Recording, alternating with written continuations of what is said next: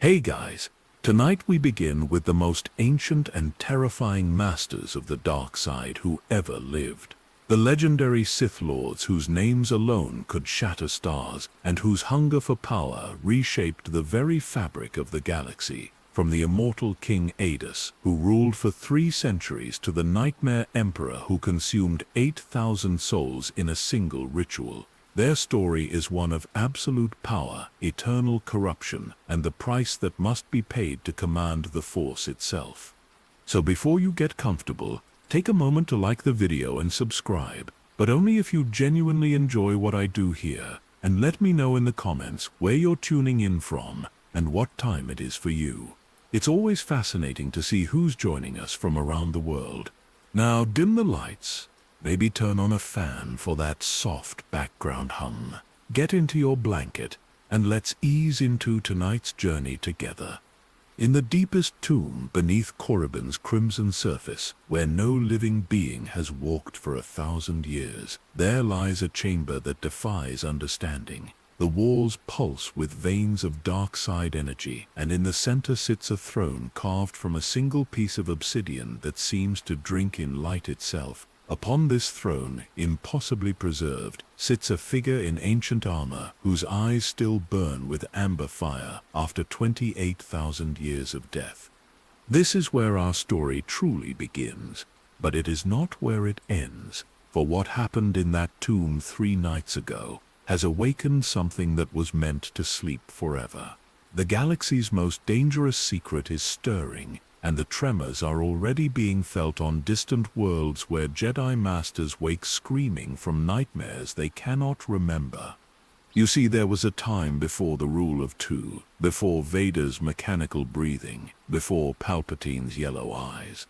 A time when dozens of Sith Lords commanded star destroyers made of living bone and turned entire solar systems into factories of pure hatred. These were not the hidden Sith of the modern era, skulking in shadows and playing political games. These were gods of war who announced their presence by extinguishing suns.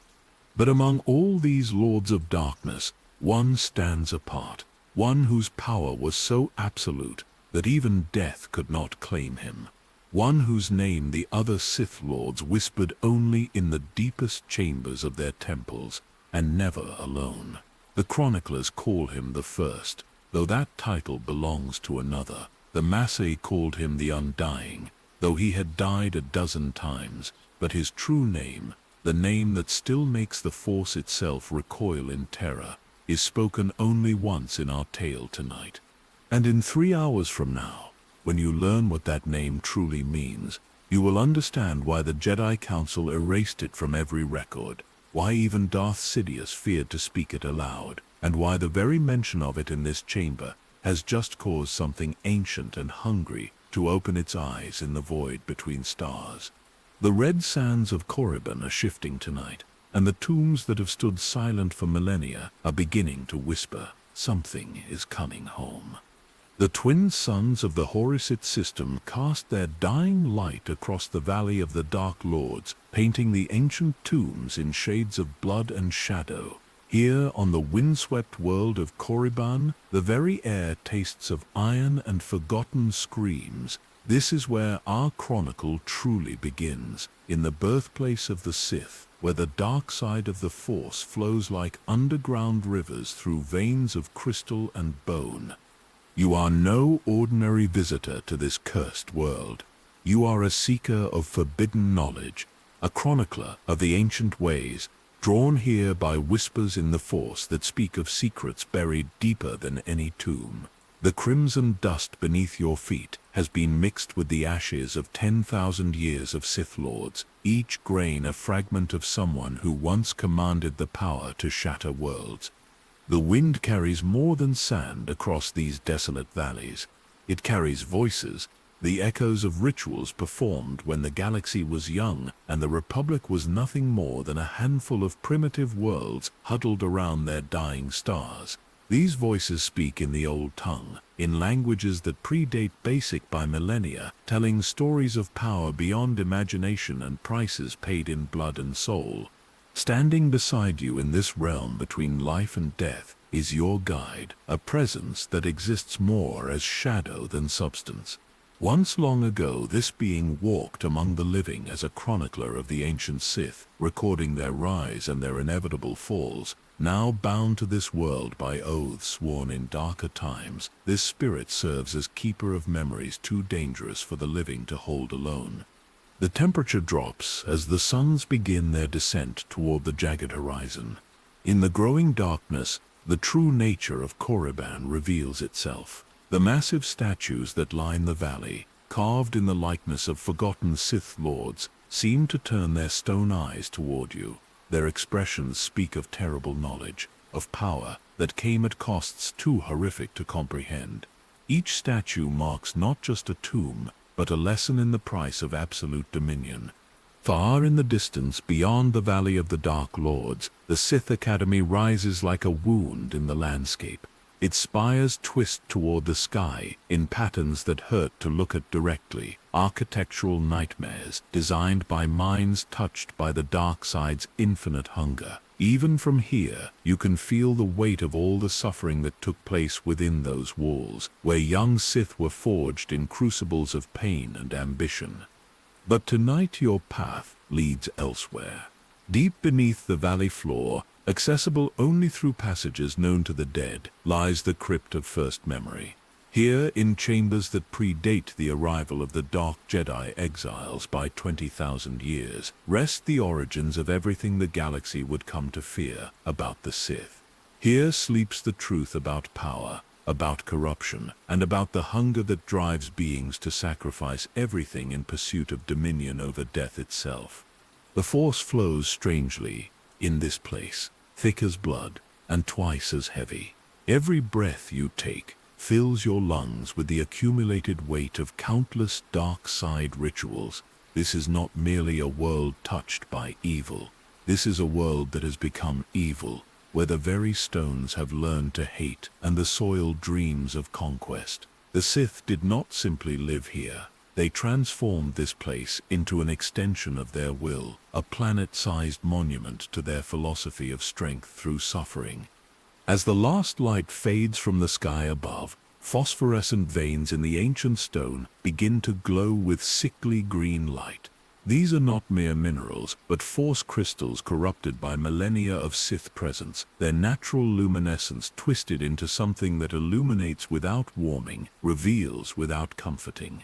In this unnatural twilight, the true scope of Sith ambition becomes clear. This world is merely the beginning of our tale, for the Sith Lords whose stories we chronicle tonight did not content themselves with ruling a single planet. They reached across the galaxy with fingers of shadow and flame, leaving their mark on 1,000 worlds, corrupting bloodlines that would not flower into darkness for countless generations. Their legacy flows through the veins of the Force itself, a poison that grows stronger with each passing century, waiting for the right moment to bloom into galactic catastrophe. The journey we undertake together will lead us through tombs that exist in multiple dimensions simultaneously, across battlefields where the ghosts of ancient wars still rage, and into the deepest chambers of Sith temples, where the very concept of mortality was first challenged and ultimately conquered. We will walk alongside beings who made themselves into gods through sheer force of will and unspeakable sacrifice. But before we can understand the true horror of what the Sith became, we must first witness their origins. We must see how a species of red-skinned primitives on a forgotten world became the template for galactic domination. We must understand how the first among them learned to cheat death, to bind souls to objects, and to transform living beings into weapons of pure hatred. The spectral guide gestures toward a barely visible opening in the valley wall, where steps carved from black stone descend into darkness so complete it seems solid. From those depths rises a sound barely audible yet impossible to ignore, the rhythmic chanting of voices that died when the galaxy was young. They are calling to us, these ancient dead, eager to share their secrets with those brave enough or foolish enough to listen.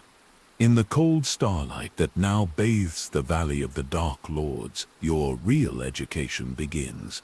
The obsidian steps beneath your feet have been worn smooth by countless pilgrims seeking audience with powers that should have died millennia ago. Each step downward takes you deeper into the heart of Korriban, deeper into the very foundation upon which all Sith knowledge was built.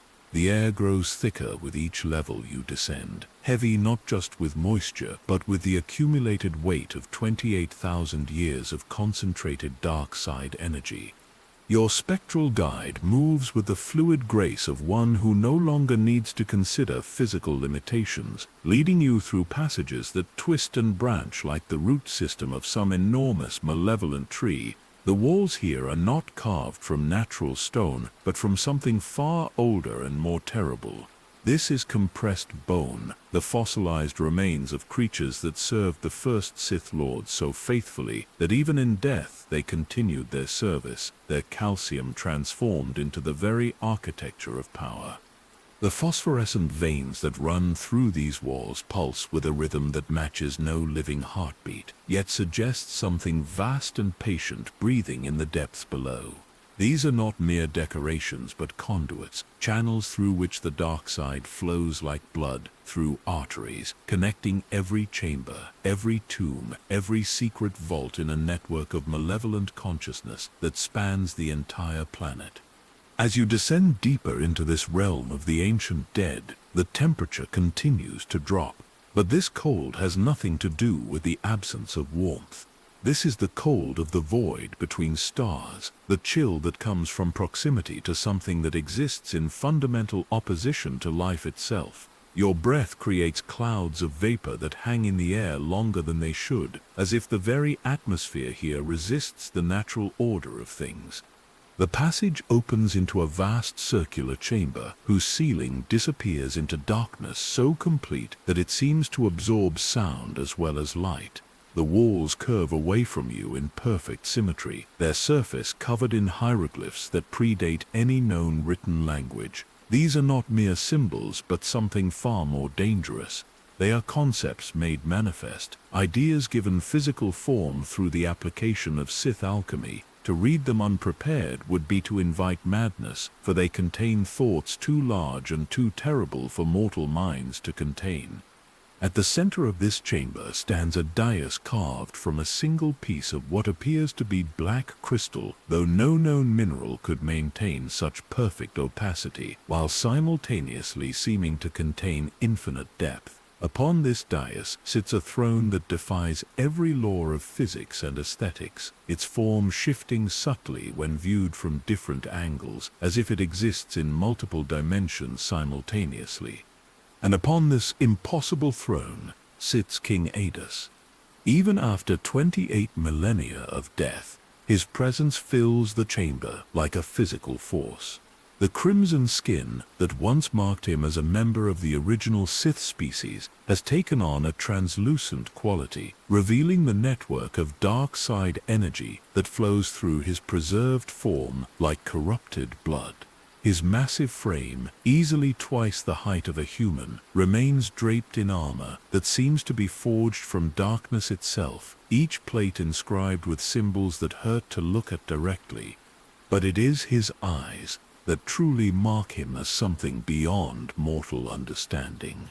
Where once there might have been the golden orbs common to his species, now burn twin stars of amber fire that seem to contain the accumulated fury of every battle he ever fought, every enemy he ever destroyed, every moment of triumph in a reign that lasted 3 centuries. These are not the eyes of the dead, but of something that has transcended death entirely, something that chose to continue existing through sheer force of will and absolute refusal to surrender to mortality. The crown upon his massive skull is not made of gold or precious metals, but of crystallized force energy, each facet containing the trapped essence of a defeated rival. 27 distinct points rise from the circlet, each one representing a challenger who thought they could claim his throne, each one now serving as an eternal ornament to his supremacy. The crown itself pulses with contained power, a reservoir of dark side energy so concentrated that it has achieved a form of consciousness. King Adus ruled the original Sith species for 300 years, but his reign was not marked by the political maneuvering and subtle manipulations that would characterize later Sith lords. His was an age of direct action, of power expressed through personal combat and demonstration of superiority. He was the first being in galactic history to truly understand that the dark side of the Force was not merely a tool to be used, but a living entity to be communed with, bargained with, and ultimately mastered. In the early days of his reign, when the Sith were still a primitive species scratching out an existence on their harsh red world, Adus was merely the strongest among equals. But strength alone had never been enough to unite the fractious Sith clans, each led by powerful Force wielders who viewed cooperation as weakness and submission as death. It was not until Adus made his first great discovery that everything changed. Deep in the caves beneath his fortress, while meditating on the nature of power and dominion, Adus experienced what he would later describe as the First Communion. The dark side itself spoke to him, not in words but in pure understanding, revealing to him the fundamental truth that would shape Sith philosophy for millennia to come. Power was not something to be shared or distributed, but concentrated, refined and purified through conflict until only the strongest remained. But the dark side revealed more than philosophy to the young king. It showed him techniques that had never been conceived by mortal minds, rituals that could bend reality to serve the will of one sufficiently ruthless to pay their price. The first of these was the ritual of continuance, a ceremony so complex and demanding that it required the willing sacrifice of his own bloodline to achieve its purpose. Adaz gathered his sons and daughters, his brothers and sisters, all those who shared his royal blood, and revealed to them the glorious future he had envisioned. They would not merely rule Korriban, but transform it into something unprecedented in galactic history, a world where the Force itself would be concentrated and refined until it achieved consciousness. But such an undertaking required sacrifices that went beyond the physical, beyond even the spiritual, into realms that had no names because no one had ever dared to explore them. One by one, his family members underwent the ritual of continuance, their life force and force sensitivity transferred into crystalline matrices that would serve as the foundation for Adas's expanded consciousness. They did not die in any conventional sense, but became part of him, their personalities and memories absorbed into his own, their power added to his already formidable abilities. With each ritual, Adas grew not just stronger, but more complex, a composite being whose thoughts operated on multiple levels simultaneously. The transformation was not without cost. As his power increased, his connection to ordinary mortality weakened. He could no longer relate to the concerns and fears that motivated lesser beings, could no longer find satisfaction in simple pleasures or comfort in companionship. He had become something unprecedented, a being of pure will sustained by absolute commitment to domination. But the power he gained was beyond anything previously imagined. He could extend his consciousness across vast distances, experiencing events on the far side of the planet as clearly as if he stood witness to them personally. He could manipulate matter at the molecular level, transforming living beings into whatever forms best served his purposes. Most significantly, he could perceive the flow of time, not as a linear experience, but as a vast web of possibility, seeing potential futures branching out in infinite complexity. With these abilities, uniting the Sith clans became not a matter of negotiation or warfare, but simple inevitability. Adus would appear to clan leaders in dreams and visions, demonstrating his power by revealing their deepest secrets, their hidden fears, their most carefully guarded plans. He would show them visions of the futures that awaited those who served him willingly, and the fates reserved for those who chose resistance. Most submitted without requiring direct confrontation. Those who did not found their fortresses reduced to glass, their warriors transformed into mindless servants, their bloodlines erased from history so thoroughly that even their names were forgotten. Within 50 years of his first great transformation, Ades ruled not merely as king, but as the living embodiment of Sith philosophy made manifest. Under his guidance, the Sith species underwent its own transformation. The crude shamanism and primitive force techniques of their ancestors were refined into the first true Sith arts. Alchemy became a science, the manipulation of life force, a precise discipline, the binding of spirits to objects, a routine procedure. The very architecture of their cities reflected their new understanding, with buildings that existed in multiple dimensions simultaneously and streets that rearranged themselves according to the needs of their inhabitants. The first Sith codes were written during this period, not as guidelines for conduct but as fundamental laws of reality that had been revealed through direct communion with the dark side itself. These were not suggestions or philosophies, but discovered truths about the nature of existence, power, and the inevitable hierarchy that emerged when beings were free to express their true natures without the artificial constraints imposed by weaker civilizations.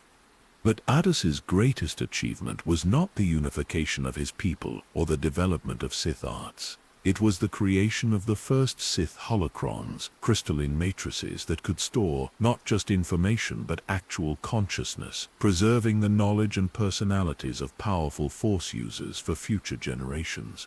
These were not mere recordings but living repositories of wisdom that could teach, guide, and even argue with those who accessed them. The process of creating a holocron required the creator to literally sacrifice portions of their own consciousness, embedding fragments of their personality into the crystal matrix along with their accumulated knowledge. For most beings, this would represent a form of death, a diminishment of self that could never be recovered. But for Adas, whose consciousness had already been expanded through the absorption of his family's life force, it represented merely another tool in his arsenal of immortality. The holocrons he created during his reign contained not just the technical knowledge of Sith arts but something far more valuable and dangerous. They contained his actual presence, fragments of his consciousness that could continue to learn and grow even after they were separated from his primary awareness. Each holocron was in effect a small version of Adas himself, capable of independent thought and action while remaining connected to his greater purpose. As his reign entered its second century, Adas began to perceive threats that existed beyond the boundaries of Korriban itself. His expanded consciousness could sense other Force-using civilizations developing in distant star systems, could feel the slow growth of what would eventually become the Jedi Order, could perceive the vast web of possibility that connected all living things across the galaxy. It was during this period that he began the Great Preparation, a systematic transformation of Korriban itself into something that had never existed before. Using techniques that combined Sith alchemy with direct manipulation of planetary geology, he began converting the world's very structure into a massive focus crystal, a planetary-scale amplifier for dark side energy. The process required centuries of careful work and the cooperation of every living thing on the planet. Mountains were relocated to create geometric patterns that would channel Force energy more efficiently. Rivers were diverted to flow in spirals that mimicked the patterns of consciousness itself. Even the planet's rotation was subtly adjusted to create harmonic resonances with the cosmic background radiation that permeated the galaxy. The Sith population participated willingly in this transformation, understanding that they were becoming part of something far greater than any individual existence. Entire bloodlines volunteered to be transformed into living components of the planetary consciousness, their bodies altered through alchemy to serve as neural networks connecting different regions of the world mind that Adas was creating. By the time his reign entered its third century, Korriban had become something unprecedented in galactic history. It was no longer merely a planet inhabited by Force users, but a single vast organism whose consciousness spanned an entire world. The distinction between Ardus and Korriban itself had become meaningless. He was the planet, and the planet was him, a fusion of biological consciousness with geological scale that created possibilities no individual being could achieve alone. It was in this transformed state that Ardus received his first visitors from beyond the stars. The Rakata Infinite Empire, at the height of its power and reach, had detected the massive force disturbances emanating from the Horace system and dispatched a fleet to investigate and, if possible, conquer this new source of power. The Rakata arrived expecting to find a primitive world inhabited by force-sensitive beings they could easily subjugate and harvest for their own purposes. Instead, they encountered something that challenged their understanding of what was possible even with their advanced technology and force abilities. Korriban itself opposed them, the planet's very atmosphere becoming a weapon against their ships, its gravity fluctuating in patterns that tore their vessels apart before they could reach the surface. Those few Rakata who managed to land found themselves facing not an army of individual opponents, but a single vast intelligence that could manifest itself anywhere on the planet simultaneously. Ardus appeared to them in multiple forms at once, sometimes as the towering figure they expected, sometimes as swarms of smaller beings that moved with perfect coordination, sometimes as environmental effects that seemed to emerge from the landscape itself. The battle for Korriban lasted 7 years, though from Ardus's perspective, it was merely a single extended moment of decision. The Rakata threw everything they had at the transformed world, including weapons that could crack continents and biological agents designed to consume all organic matter. But for each attack they launched, Korriban adapted, evolved, developed new defenses that turned their own weapons against them. The war ended not with victory or defeat, but with absorption.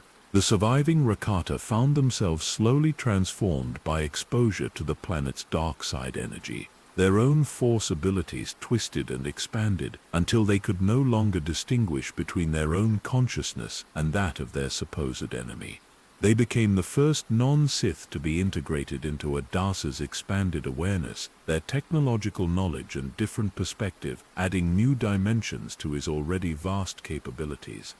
From the Rakata, Ardus learned of the greater galaxy beyond Korriban, of the thousands of worlds where life had developed in patterns completely different from anything he had previously imagined. He learned of hyperspace travel, of technologies that could manipulate matter and energy on scales that dwarfed even his planetary consciousness, of civilizations so vast and complex that they had forgotten their own origins. But most importantly, he learned of the Jedi. Even in their early form, still developing the philosophies and techniques that would define them for millennia to come. The Jedi represented something that Ardus recognized as fundamentally opposed to everything he had built. Where he sought concentration of power, they advocated its dispersion. Where he embraced the clarity that came from accepting hierarchy and dominance, they clung to abstract concepts of equality and cooperation. The Jedi, he realized, were not merely another force using civilization to be conquered and absorbed. They were the antithesis of Sith philosophy made manifest, a living contradiction to the truths he had discovered through communion with the dark side.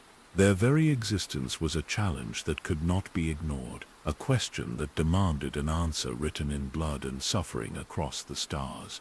It was this realization that led to Ardus's final great transformation.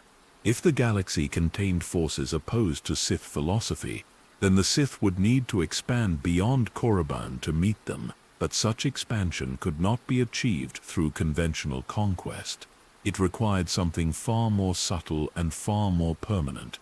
In the final decades of his 3-century reign, Ardus began the process that would define Sith strategy for the next 28,000 years. He began creating sleeper agents, Sith consciousness embedded in seemingly ordinary beings who would spread across the galaxy to establish hidden enclaves of dark side knowledge. These were not mere spies or saboteurs, but living seeds of Sith philosophy, designed to remain dormant for generations or even millennia before activating to serve the greater purpose. Each sleeper agent carried within their consciousness a fragment of Adus himself, a piece of his awareness that could remain hidden even from Force-sensitive detection, while slowly working to corrupt and transform whatever civilization it encountered. They were programmed with an almost infinite patience, capable of working toward goals that might not be achieved for thousands of years, content to plant seeds of darkness that would not bloom until long after their host bodies had died. The creation of these agents required Adus to fragment his consciousness in ways that went far beyond anything he had previously attempted. Each fragment had to be small enough to remain undetected yet complete enough to carry out complex, long-term missions without guidance from their creator. The process was exhausting even for his enhanced abilities, requiring him to sacrifice much of his direct awareness in favor of vast, distributed influence. As his reign neared its end, King Adus had achieved something unprecedented in galactic history. He had transformed himself from a single individual into a distributed intelligence that existed simultaneously on multiple worlds in multiple bodies, operating on timescales that spanned millennia. He was no longer merely the first great Sith Lord, but something far more dangerous and permanent. The body that sat upon the obsidian throne was merely one anchor point for a consciousness that had become too large and complex for any single form to contain. Even in death, even after 28,000 years of physical dormancy, Adus continued to exist, continued to influence events across the galaxy through the countless fragments of himself that he had scattered among the stars. Standing in his presence now, you can feel the weight of that vast, patient intelligence examining you, evaluating your potential usefulness to plans so complex and far-reaching that they encompass the rise and fall of entire civilizations. The amber fire in his preserved eyes burns with the accumulated knowledge of ages, with secrets that could reshape the galaxy or destroy it entirely. This is the foundation upon which all Sith power was built, the template from which every subsequent Dark Lord drew their understanding of what it meant to truly master the Force. Every technique they developed, every philosophy they embraced, every atrocity they committed in pursuit of power, all of it traced back to this chamber, to this throne, to this impossible being who chose to become eternal rather than accept the limitations of mortality. But King Adus was only the beginning of our tale. The first movement in a symphony of darkness that would crescendo across 28 millennia of galactic history. The techniques he developed, the precedents he established, the fragments of his consciousness that he scattered across the stars, all of these would eventually coalesce into something even more terrible and magnificent than their creator ever imagined. In the growing darkness of the tomb, with the weight of eternity pressing down upon the chamber like a physical force, you begin to understand that this is not merely the story of ancient history, but of powers that continue to shape the galaxy even now, in ways so subtle and far-reaching that even the Jedi have never suspected their influence. The real question is not what King Adus accomplished in his 3 centuries of active rule, but what his distributed consciousness has been working toward in the 28,000 years since his apparent death. And as those amber eyes continue to burn in the darkness, fixed upon you with an intensity that suggests recognition rather than mere observation, you begin to suspect that you are about to become part of that vast eternal plan. The amber gaze of King Adus follows you as you move deeper into the labyrinthine passages beneath his throne room. But his attention feels different now, less the focused examination of a predator, and more the patient observation of a teacher watching a student approach a particularly dangerous lesson. The spectral guide beside you moves with increased urgency, its translucent form flickering with what might be anticipation or dread as you approach chambers that have remained sealed for 7,000 years. The passage you now traverse predates even Adus's modifications to the planet's structure, carved from living rock by techniques that have been lost to time. The walls here are smooth as glass yet warm to the touch, pulsing with a rhythm that suggests some vast heart beating in the planet's core, Embedded within these walls are objects that should not exist, fragments of technology and organic matter that seem to phase in and out of physical existence, as if they exist in multiple dimensions simultaneously. Your destination lies in the deepest foundations of Korriban's power, in chambers that were prepared 20,000 years before they would be needed, readied by Adas's far-seeing consciousness for visitors who had not yet been born. These are the halls of transformation, where the most fundamental change in Sith history took place, where the pure-blood aristocracy of the original Sith species encountered something they had never imagined possible. Beings like themselves, but different, beings who had mastered the same forces they commanded, but approached them from entirely different philosophical foundations.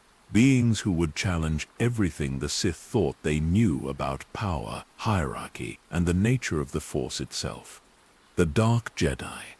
The chamber you enter defies every law of architecture and physics, its dimensions shifting subtly as you move through it, walls curving away into impossible distances, while simultaneously pressing close enough to touch. This is not merely a room, but a crystallized moment in time, preserved through Sith alchemy and sheer force of will, containing within its boundaries the exact conditions that existed when the most important transformation in galactic history took place. 7,000 years ago, this chamber witnessed the arrival of beings who would change the course of Sith development forever. They came not as conquerors but as refugees, fleeing the consequences of their own ambitions, carrying with them knowledge and techniques that would revolutionize everything the Sith had built over the previous 20 millennia. The first Jedi Schism, known to history as the 100-Year Darkness, began not on Korriban but in the heart of the Old Republic, within the sacred halls of the Jedi Temple on Coruscant itself. It was there that a group of powerful Jedi Knights, led by beings whose names would be whispered in terror for millennia to come, began to question the fundamental assumptions upon which the Jedi Order was built. These were not younglings susceptible to easy corruption, or weak-minded individuals seeking power for its own sake. They were among the most accomplished Force users of their generation, masters of techniques that few others could even comprehend. Philosophers and warriors who had dedicated their lives to understanding the deepest mysteries of existence. Their fall to the dark side was not a descent, but an ascension, a deliberate choice made with full knowledge of its consequences. The leader of this group was a Junta Paul, a Jedi Master whose understanding of the Force had progressed far beyond the simple light and dark dichotomy taught to most students. Through years of meditation and experimentation, Paul had come to believe that the Jedi Order's rigid adherence to the light side was not just limiting but actively harmful, preventing Force users from achieving their true potential by denying them access to fully half of the cosmic energy that flowed through all living things. But Paul was not merely a philosopher seeking academic understanding. He was a practical experimenter who believed that truth could only be discovered through direct experience, no matter how dangerous that experience might prove to be. In secret laboratories hidden beneath the Jedi Temple itself, he began conducting experiments that the Council would have considered abominations, exploring the applications of dark side energy with the systematic thoroughness of a true scientist. His first breakthrough came through the study of Sith artifacts that had been recovered from ancient battlefields and locked away in the temple's deepest vaults. These relics, dating back to the era of King Adas himself, contained traces of dark side energy so concentrated that they had achieved a form of consciousness. By meditating upon these artifacts, by allowing their corrupted energies to flow through his own Force sensitivity, Paul began to understand that the dark side was not merely the absence of light, but a positive force in its own right, with its own patterns, its own purposes, its own forms of wisdom. The knowledge he gained through these meditations was intoxicating in ways that went far beyond mere intellectual satisfaction. The dark side revealed to him possibilities that the Jedi training had never even hinted at, techniques for manipulating matter and energy that could achieve effects the light side considered impossible. More importantly, it showed him that the Jedi Order's emphasis on selflessness and denial was not just misguided but actively destructive, preventing individuals from achieving the kind of personal power that was necessary for true understanding of the Force. As Paul's experiments continued, he began to attract other Jedi who shared his dissatisfaction with the Order's limitations. Cornus Moore, a brilliant alchemist who had become frustrated with the Jedi prohibition against using the Force to directly alter living beings. Exozan, a warrior philosopher who argued that the Jedi emphasis on defense and protection actually weakened them by preventing them from fully exploring their combat capabilities. Remulus Draper, a historian who had uncovered evidence that the Jedi Order's own origins were far darker and more complex than their official teachings suggested. Each of these individuals brought their own areas of expertise to the growing conspiracy, their own reasons for believing that the Jedi path was fundamentally flawed, but they were united by a common conviction that true understanding of the Force required the courage to explore all of its aspects, including those that the Jedi Council had declared forbidden. The confrontation, when it finally came, was not the gradual revelation that the conspirators had hoped for, but a sudden, violent exposure of their activities. A young Jedi Knight, investigating strange energy readings in the temple's lower levels, discovered one of their hidden laboratories and witnessed experiments so horrific that his sanity was permanently shattered by the experience. The evidence was undeniable. The Dark Jedi had been conducting research that violated every principle the Order held sacred, using techniques that corrupted not just themselves but everything they touched. Worse, their experiments had been specifically designed to develop weapons that could be used against other Jedi, methods of combat that exploited the Order's own training and philosophy to turn their strengths into weaknesses. The war that followed would be remembered as the 100-Year Darkness, though in reality it lasted for barely a quarter of that time. But its effects were so profound, its battles so devastating, that it seemed to stretch across generations of suffering and destruction. This was not merely a conflict between different factions of Force users, but a fundamental philosophical war about the nature of existence itself. The Dark Jedi fought with techniques that the Orthodox Jedi had never encountered, powers drawn from sources that the light side considered contaminated beyond redemption. They could corrupt other Force users through direct contact, turning loyal Jedi against their former comrades with methods that bypassed conscious resistance entirely. They could animate the dead, transforming fallen enemies into undead servants that felt no pain and knew no fear. They could manipulate matter at the molecular level, creating weapons and armor that adapted to changing battlefield conditions. When the devastation finally ended, the Dark Jedi had been defeated but not destroyed. Those who survived the final battles found themselves cut off from Republic space, their ships damaged beyond repair, their followers reduced to a handful of the most fanatically devoted. They were exiles in the truest sense, beings without a home or a future, carrying with them knowledge that no one else wanted, and abilities that marked them as outcasts from civilized society. It was in this desperate condition that they encountered the hyperspace route that would carry them to Korriban, to a world that had been waiting 20,000 years for their arrival. The navigation data that guided them to the Horus's system was not discovered by accident, but provided by sources that they never fully understood, fragments of Adas's consciousness that had been scattered across the galaxy for precisely this purpose. The Dark Jedi who emerged from their damaged ships onto Korriban's crimson surface were no longer the respected Jedi Masters they had been a century earlier. They were transformed beings, marked by decades of dark side immersion, carrying with them knowledge and techniques that represented the fusion of Jedi training with dark side philosophy. They were exactly what King Adas had been preparing for across the long millennia of his apparent dormancy.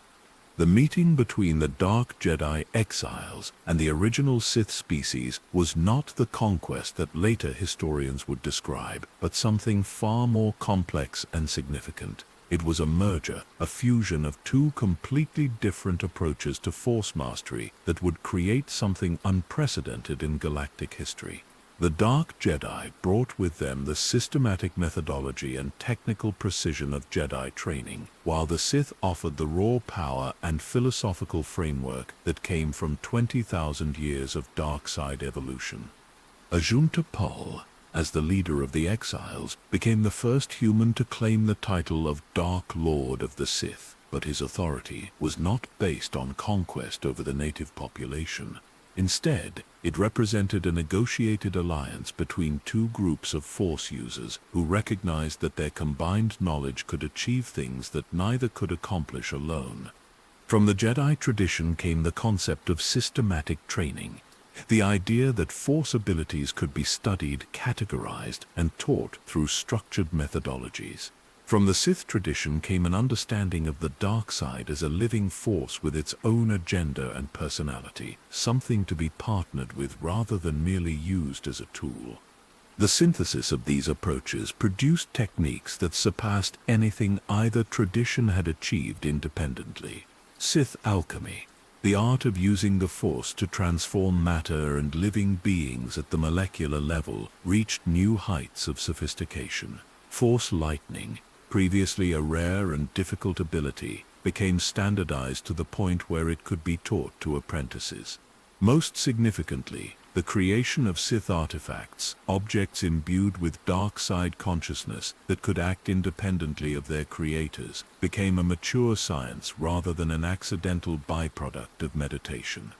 Under the guidance of these transformed leaders, the Sith species underwent its own evolution. The primitive shamanism that had characterized their Force traditions for millennia was replaced by sophisticated techniques that drew upon both their natural dark side affinity and the systematic methodologies of Jedi training. Young Sith who might previously have spent decades learning to channel basic Force abilities through trial and error could now master complex techniques in a matter of months. The physical transformation of Korriban itself accelerated during this period, as the combined knowledge of Dark Jedi and original Sith enabled modifications to the planet's structure that neither group could have achieved alone. The Force-focusing crystals that Addus had begun growing in the planet's core were refined and expanded, creating a network of energy conduits that spanned the entire world. Temples and academies were constructed using architectural principles that incorporated both Jedi precision and Sith intuition, resulting in buildings that existed partially in normal space and partially in the realm of pure Force energy. The Dark Jedi who had become the first human Sith Lords found themselves changed by it in ways they had never anticipated. The process of becoming Sith Lords required not just learning new techniques but fundamentally altering their relationship to existence itself. They had to abandon not just Jedi philosophy but the entire conceptual framework that had shaped their understanding of reality during their previous lives. As you stand in the chamber where this transformation took place, surrounded by the crystallized echoes of events that occurred 7,000 years ago, you can feel the weight of their achievement pressing down upon your consciousness like a physical force. The air itself seems thick with potential, charged with energies that respond to your presence by shifting through colors that have no names in any known language. But as your exploration of these ancient records continues, you begin to detect signs that not everything proceeded according to the original plan. There are gaps in the chronology, periods where the records become fragmentary or contradictory, suggestions of conflicts and failures that the official histories have been careful to obscure. And in the deepest layers of the inscriptions, written in symbols so archaic that they predate even the arrival of the Dark Jedi, you find references to something that challenges everything you thought you understood about this period. References to influences that shaped events from behind the scenes, to powers that guided the Dark Jedi to Korriban for reasons that had nothing to do with their own desires or decisions.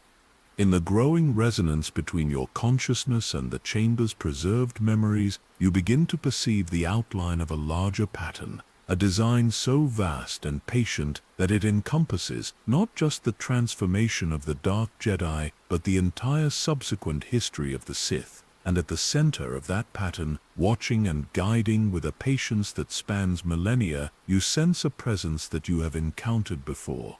The amber eyes of King Adus, burning with eternal fire in the darkness of his tomb, seem to pierce through time itself to observe your moment of understanding with what might be satisfaction or amusement. The revelation hanging in the crystallized air of the transformation chamber follows you as you ascend through passages that grow progressively more opulent, more refined, more dangerous with each level. The rough-hewn stone of Adus's primordial depths gives way to architecture that speaks of sophisticated civilization, walls inlaid with precious metals that have been alchemically enhanced to channel force energy, corridors lined with sculptures that seem to track your movement with eyes that burn with their own inner fire. Your spectral guide moves with increasing agitation as you approach chambers that were sealed not by time or neglect, but by deliberate choice, tombs that were locked away because their contents were considered too dangerous even for a civilization built upon the systematic study of forbidden knowledge. The air here carries sounds that should not exist, whispers in languages that died with their speakers 5,000 years ago. Conversations that continue in defiance of death itself.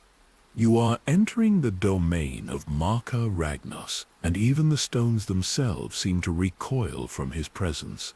The passage opens into a vast circular chamber whose dimensions defy rational measurement, walls that curve away into impossible distances, while simultaneously creating an intimate space that seems barely large enough to contain the throne that dominates its center. This is not merely architecture, but applied metaphysics, a room designed using principles that treat space and time as malleable substances to be shaped according to their creator's will. The throne itself is a masterwork of Sith alchemy that represents the pinnacle of their artistic and technical achievement. Carved from a single piece of what appears to be crystallized shadow, it seems to absorb light while simultaneously radiating an aura of menace that makes the air itself difficult to breathe. Every surface is covered with inscriptions that shift and change as you watch, symbols that represent not just written language but direct transfers of consciousness, thoughts, and memories made manifest in physical form. Upon this impossible throne sits the preserved form of Marka Ragnos, and even in death, his presence fills the chamber with an authority that makes every other Sith Lord you have encountered seem diminished by comparison. Where King Adus radiated the primal power of barely controlled force, and the Dark Jedi exiles carried the weight of systematic knowledge corrupted by ambition, Ragnos embodies something far more refined, and therefore far more dangerous. Perfection achieved through absolute dominion. His physical form shows none of the crude modifications that characterized earlier Sith Lords, no obvious signs of dark side corruption or alchemical enhancement. Instead, he appears as the idealized expression of what a Sith Lord should be, tall and imposing without being grotesque, powerful without being monstrous, regal in a way that makes the concept of royal authority seem like a pale imitation of his natural state. But it is his eyes that truly mark him as something beyond normal understanding, where other Sith Lords burn with the amber fire of barely controlled power. Ragnos's gaze holds depths that seem to contain entire civilizations, consciousness so vast and complex that looking into it directly threatens to overwhelm your own sense of individual identity. These are not the eyes of a being who seized power, but of one who was born to rule, who understood from his first breath that dominion was not just his right but his fundamental nature. Marka Ragnos ruled the Sith Empire for over a century, but his reign was unlike anything that had come before or would come after. Where previous Sith Lords had built their power through conquest, through the systematic absorption of rivals and the brutal elimination of opposition, Ragnos achieved supremacy through something far more sophisticated and ultimately more permanent. He made himself indispensable. The empire he inherited was a fractious collection of competing factions, each led by powerful Sith lords who commanded their own territories, their own armies, their own schools of force technique.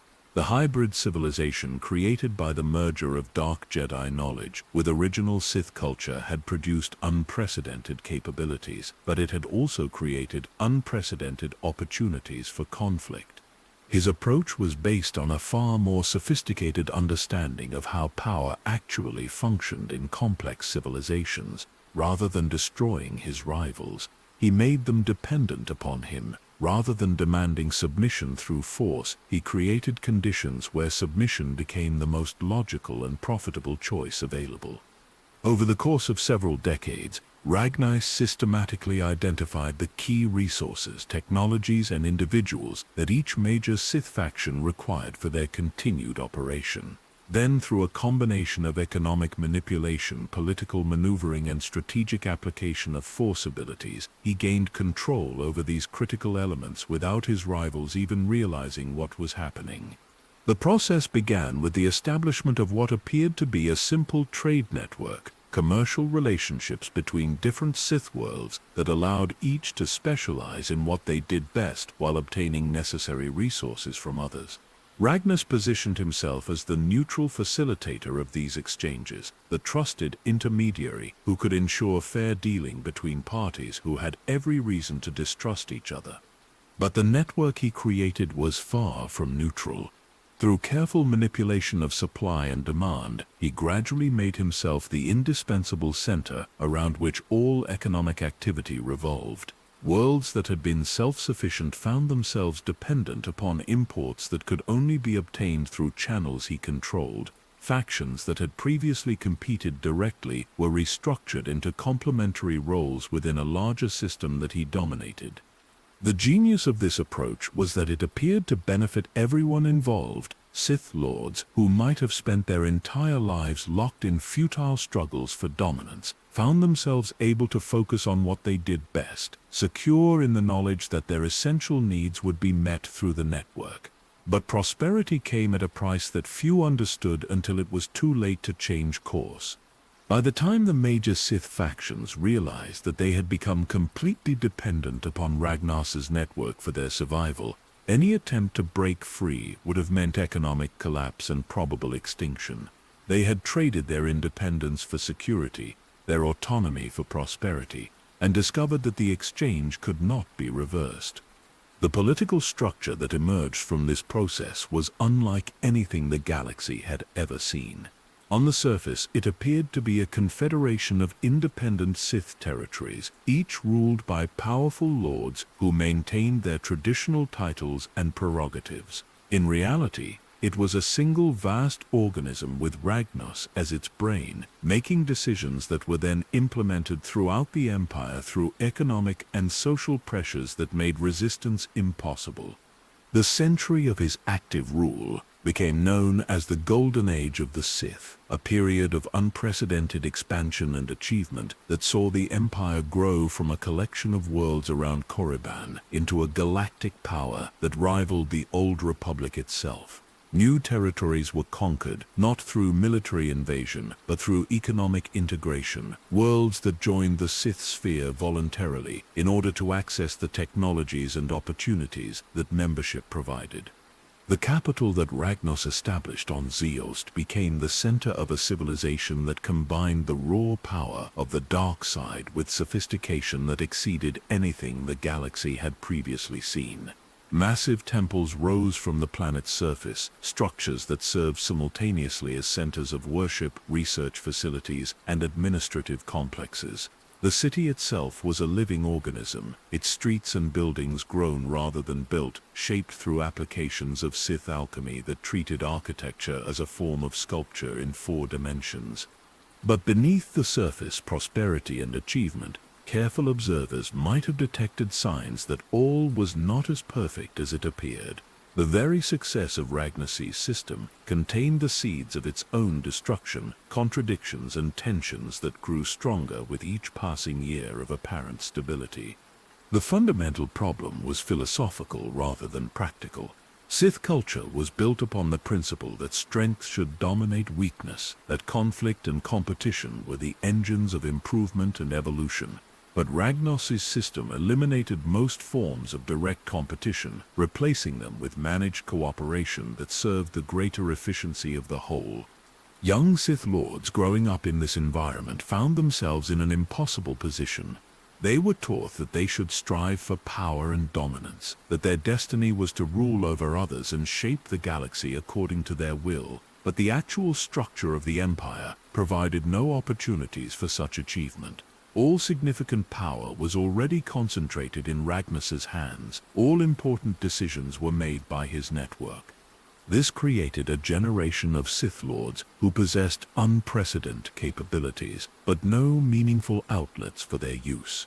They were the products of the most advanced training systems in galactic history, masters of techniques that could reshape reality at the fundamental level, but they found themselves serving as administrators and technicians within a system that had no place for their true potential. Ragnos was not unaware of these tensions, but his response to them revealed the fundamental weakness in his otherwise masterful system. Rather than addressing the underlying contradictions, he chose to manage them through increasingly sophisticated forms of psychological manipulation. Sith Lords, who showed signs of dangerous ambition, were provided with carefully designed outlets for their aggression, meaningless conflicts that allowed them to feel that they were exercising real power while actually serving to strengthen his control.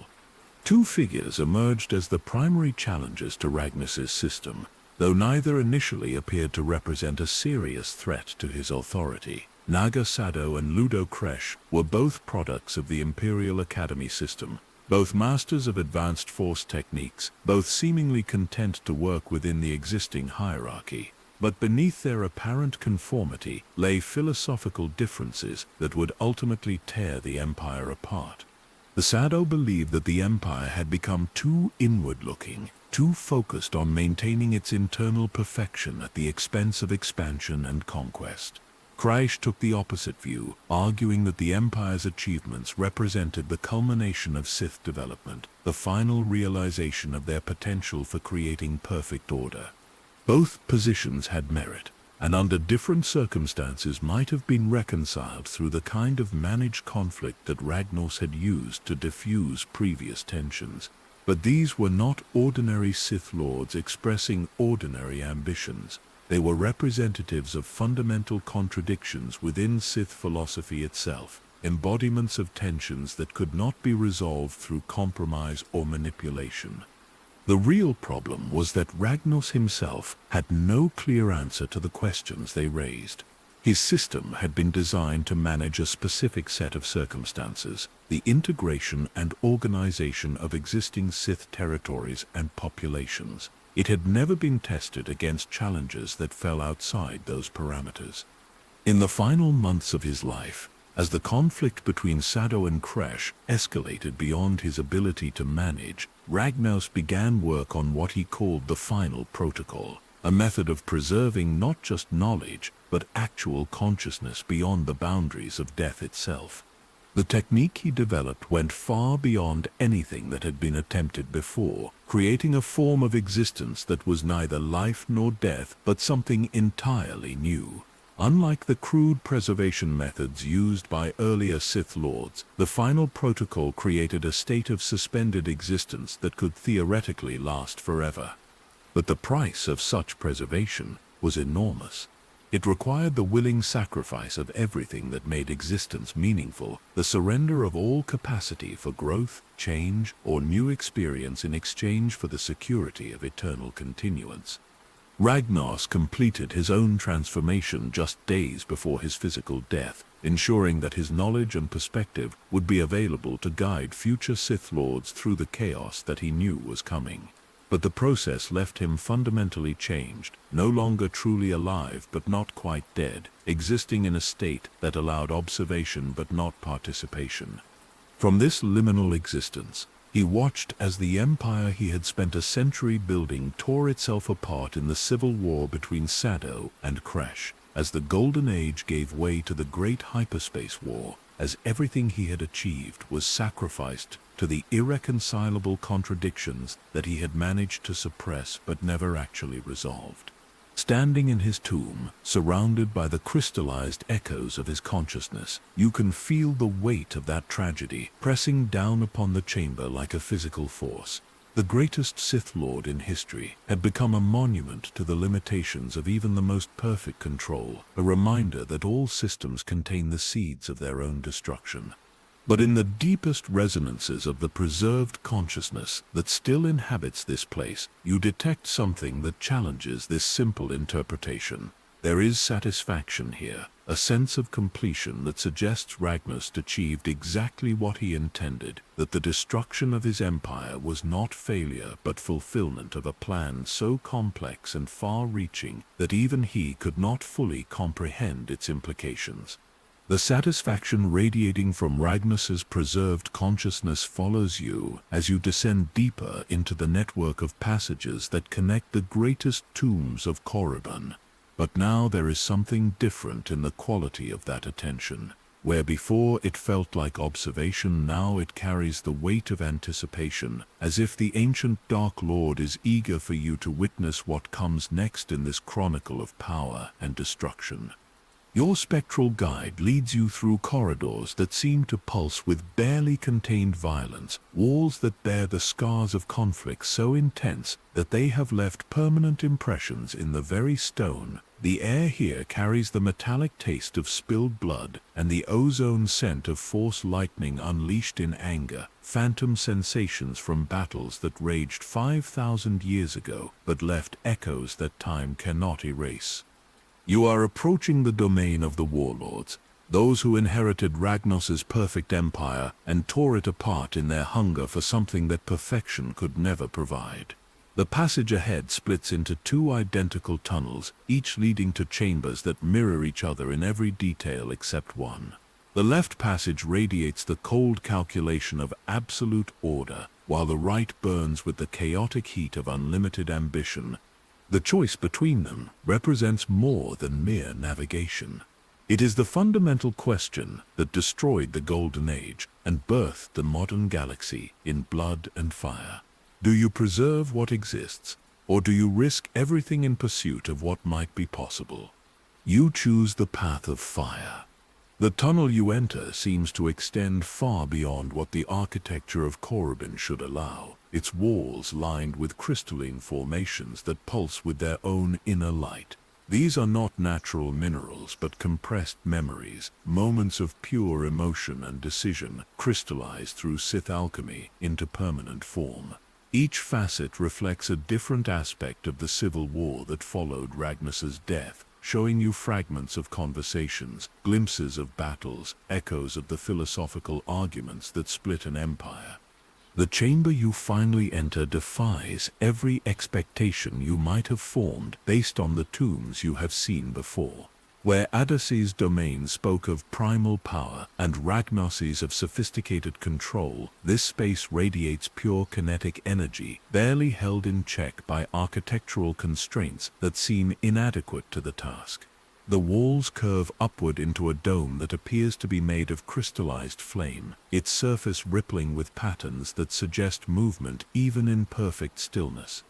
At the center of this impossible space stands not a throne, but a raised platform, surrounded by what appears to be a three-dimensional map of the galaxy, star systems and hyperspace routes rendered in flowing energy that responds to your presence by highlighting different regions in sequence. This is not merely a display but a living tactical system, a strategic planning tool that allowed its user to visualize and manipulate conflicts across thousands of light years simultaneously. Upon the platform, preserved in the same manner as the other ancient lords but radiating an entirely different quality of presence, stands the figure of Naga Sato. Even in death, his form seems to vibrate with barely contained motion, as if he might at any moment step down from his position and resume the campaigns that death interrupted. His robes, crafted from materials that seem to shift between solid matter and pure energy, bear the scorched marks of 100 battles, while his hands still grip weapons that pulse with their own malevolent consciousness.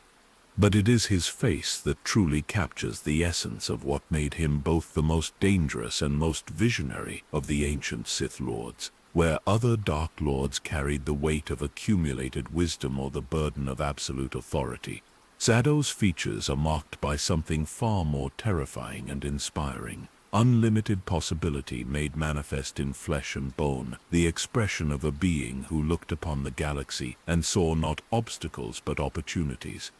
Naga Sadao was born into the perfection of Ragnus's empire, raised in academies that represented the pinnacle of Sith achievement, trained by masters who had never known defeat or limitation. By every measure available to his civilization, he should have been content with his position as one of the most powerful beings in galactic history, secure in the knowledge that he commanded abilities that few could match and resources that most could not imagine. But contentment was never in Sado's nature. From his earliest years, he displayed a restlessness that made his instructors simultaneously proud and concerned. He mastered every technique they could teach him, then immediately began experimenting with variations and improvements that often exceeded the original methods. He absorbed every lesson about Sith philosophy and history, then started asking questions that his teachers could not answer and were not entirely comfortable hearing. The fundamental question that drove all of Sado's later actions was deceptively simple. If the Sith represented the ultimate evolution of Force using civilization, if their techniques and philosophy were superior to anything else in the galaxy, why were they content to limit themselves to a few dozen worlds in the Outer Rim? The Republic controlled thousands of systems, contained billions of beings who could potentially be improved through Sith methods, offered opportunities for expansion and development that dwarfed anything available within the existing empire. Most of his contemporaries dismissed such questions as the idle fantasies of youth, assuming that maturity would bring acceptance of the wisdom embedded in traditional limitations. But Sado's investigations into galactic history revealed something that challenged the assumptions upon which that traditional wisdom was based. The Sith had not always been confined to their current territories. In earlier periods, they had ranged across vast regions of space, establishing outposts and settlements that had been abandoned or forgotten during subsequent consolidations. More significantly, his research uncovered evidence that the current isolation of the Sith Empire was not a natural consequence of geographic limitations, but the result of deliberate policy decisions made by previous generations of leadership. The hyperspace routes that connected Sith space to the larger galaxy had not been lost or forgotten, but deliberately concealed, hidden behind navigational hazards and false star charts that made discovery by outsiders nearly impossible. This revelation fundamentally altered Sado's understanding of his civilization's position in the galaxy. The Sith were not a small, struggling culture trying to preserve their independence against overwhelming odds. They were a major galactic power that had chosen to limit itself, that had deliberately embraced isolation when it could have pursued expansion and conquest on a scale that would dwarf any historical precedent. The strategic implications of this understanding were staggering. If the Republic and Jedi Order believed that the Sith were extinct or mythical, if they had no knowledge of current Sith capabilities or territories, then a properly planned campaign could achieve complete strategic surprise. The Republic's military forces were designed to deal with conventional threats, rebellions and pirates and political disputes between member worlds. They had no preparation for the kind of warfare that a mature force using civilization could bring to bear. But Sado's vision went far beyond mere military conquest. What he proposed was nothing less than the transformation of galactic civilization itself, the replacement of the Republic's chaotic democracy with a rationally organized hierarchy based on demonstrated capability rather than political manipulation.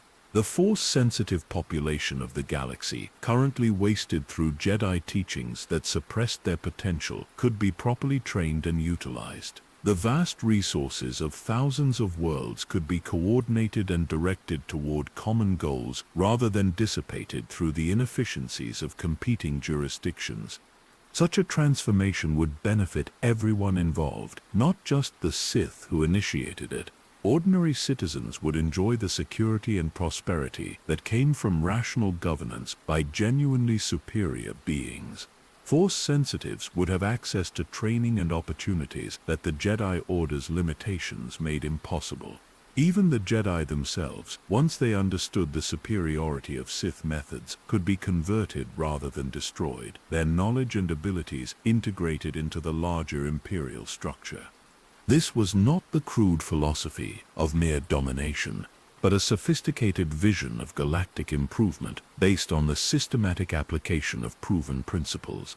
The Sith had spent millennia perfecting their techniques and social systems, creating forms of organization and development that produced results far superior to anything achieved by other civilizations. To limit such achievements to their current territories was not just wasteful but morally questionable, a form of selfishness that deprived the galaxy of benefits that could transform the lives of countless beings.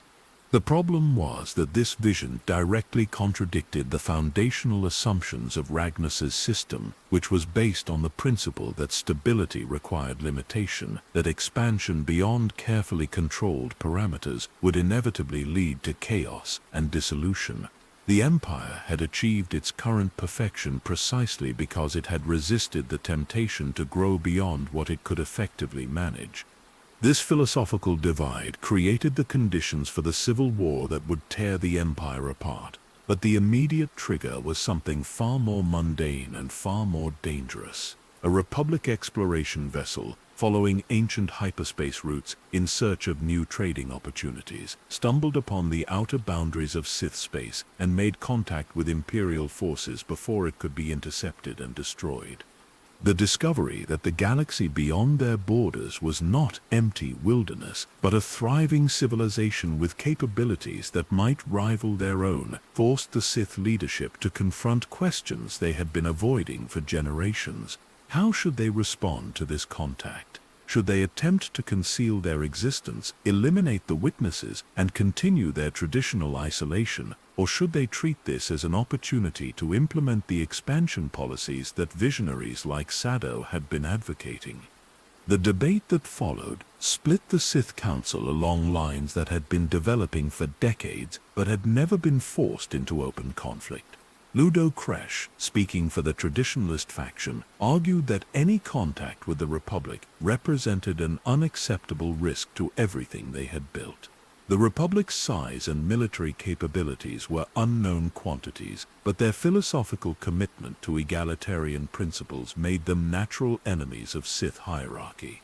Better to eliminate the current threat and strengthen their concealment than to risk everything in pursuit of uncertain gains. Sado, representing the expansionist faction, argued that the discovery was not a crisis, but an opportunity that vindicated everything he had been saying about the Empire's unrealized potential. The Republic vessel's technology and crew could provide invaluable intelligence about current galactic conditions, while the very fact that they had stumbled upon Sith space demonstrated the inadequacy of current security measures. Rather than retreating further into isolation, the Empire should use this contact as the foundation for a systematic intelligence-gathering operation that would prepare them for eventual expansion. The arguments on both sides were compelling, supported by genuine strategic considerations and philosophical principles that reflected different but equally valid interpretations of Sith teachings. Under normal circumstances, such a dispute might have been resolved through the kind of managed conflict that Ragnus had used to diffuse previous tensions. But these were not normal circumstances, and the stakes involved went far beyond the usual questions of resource allocation or territorial boundaries. What made the situation truly dangerous was that both factions were right about the fundamental issues they were addressing. Crash was correct that contact with the Republic represented an enormous risk, that the Empire's current isolation was a crucial element in its stability and security.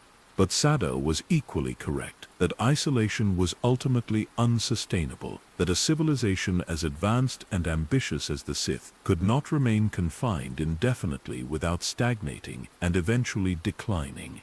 The death of Marka Ragnos, whose political genius had managed to contain such contradictions for over a century, removed the one figure who might have found a way to reconcile these opposing perspectives. His successors lacked both his authority and his sophisticated understanding of how to manage conflicts between genuinely irreconcilable positions. The civil war that followed was unlike any previous Sith conflict, because it was not merely a struggle for power, but a fundamental disagreement about the nature of reality itself. Kresh and his followers believed that the universe was fundamentally hostile to complex organization, that civilizations could survive only by limiting their ambitions and accepting natural constraints. Sado and his faction believed that the universe rewarded bold action and systematic effort, that any limitation could be overcome through sufficient application of will and knowledge. These philosophical differences translated into entirely different approaches to warfare itself. Kresh's forces fought defensively, using proven tactics and established technologies to protect what they valued most. Their strategy was based on the assumption that the conflict would eventually exhaust both sides, leading to a negotiated settlement that preserved the essential features of the existing system while eliminating its most dangerous elements. Sado's forces fought with an innovation and aggression that reflected their fundamental belief in the possibility of unlimited improvement. They treated each battle not just as an opportunity to defeat their opponents, but as a laboratory for testing new techniques and technologies. Their strategy was based on the assumption that victory would go to whoever could evolve fastest, whoever could transcend the limitations that had defined previous conflicts. The war raged across dozens of star systems, but its most significant battles were fought not on any physical battlefield, but in the realm of ideas and possibilities. Each side sought to prove that their vision of the future was not just preferable but inevitable, that the principles they championed represented the only viable path forward for Sith civilization. Kresh's forces demonstrated the stability and reliability that came from adherence to proven methods, the security that could be achieved through careful limitation of risk and ambition. They showed that the Empire's current territories could be defended against any conceivable threat, that its existing resources were sufficient to maintain prosperity and development for the foreseeable future. Sado's forces demonstrated the incredible potential that lay hidden within current limitations, the possibilities that could be unlocked through systematic application of Sith principles on a galactic scale. They developed technologies and tactics that exceeded anything in the Empire's previous history, proved that expansion and innovation could reinforce rather than threaten existing achievements. But the most important innovation that emerged from this conflict was something that neither side had anticipated or intended. The intensity of their struggle, the enormous energies channeled through force-based combat on an unprecedented scale, began to have effects that transcended the immediate military situation. The fabric of space-time itself began to resonate with the concentrated will and emotion of the combatants, creating phenomena that had never been documented in any previous conflict. Reality became malleable in ways that exceeded even the most advanced Sith alchemy. Entire star systems began to shift their positions in response to the focused intent of the most powerful combatants.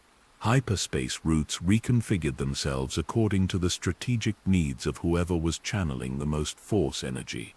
Most significantly, the boundary between past and future began to blur, allowing warriors to draw upon knowledge and capabilities that would not normally be developed for centuries. These temporal distortions created opportunities that both sides were quick to exploit, but they also introduced variables that made traditional strategic planning almost impossible. Battles could be won or lost based on the ability of commanders to adapt to conditions that changed not just from moment to moment but from timeline to timeline. It was in this environment of controlled chaos that Naga Sado achieved his greatest triumph and his ultimate tragedy. Drawing upon techniques that he developed specifically for this conflict, he managed to transcend the normal limitations of individual consciousness, expanding his awareness to encompass multiple potential futures simultaneously. This allowed him to coordinate his forces with unprecedented precision, anticipating his opponent's moves before they were made and adapting his strategies to counter threats that existed only in possibility. But the cost of such expansion was enormous. Each use of these techniques required him to sacrifice portions of his individual identity, replacing his personal desires and concerns with the abstract imperatives of strategic necessity. By the time he achieved final victory over Cress's forces, he had become something that was no longer entirely human, a being whose consciousness existed more in the realm of pure possibility than in any specific present moment. The victory, when it came, was so complete that it rendered the original questions moot. Cress's faction was not merely defeated but absorbed. Its members converted to Sadow's vision through techniques that rewrote their fundamental understanding of reality. The empire that emerged from the Civil War was unified in ways that Ragnos had never achieved, but it was also committed to a course of action that made return to the previous isolation impossible. Sadow's expanded consciousness could perceive the Republic not as a distant threat or opportunity, but as an integral part of the galactic system that the Sith were destined to organize and improve. The hyperspace routes that connected their territories were not barriers to be maintained, but pathways to be opened. The coming war with the Republic was not a choice to be debated, but an inevitability to be prepared for. Standing in his tomb, surrounded by the strategic displays that still show the movements of fleets that were destroyed 5,000 years ago, you begin to understand that what you are witnessing is not the end of a story, but its transformation into something larger and more complex. The civil war between Sadow and Cress was not resolved but transcended, elevated to a higher level, where the questions they had been debating could finally be answered through direct experience. The great hyperspace war that followed would be remembered as one of the most devastating conflicts in galactic history, but for Sadow it was something far more important. It was the laboratory in which he would test his theories about the nature of power and possibility, the arena in which he would prove that the Sith vision of rational hierarchy could triumph over the Republic's chaotic democracy.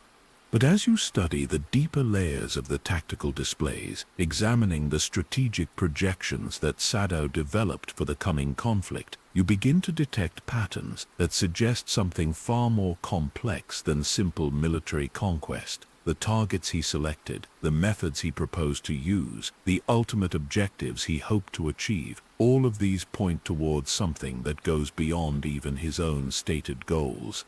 In the crystalline formations that surround his tomb, you can sense the presence of influences that guided his decision-making in directions he never fully understood, powers that used his expanded consciousness as a conduit for their own far-reaching plans. The Great Hyperspace War was not just Sadow's attempt to implement his vision of galactic transformation, but something far larger and more patient working through him toward objectives that spanned millennia.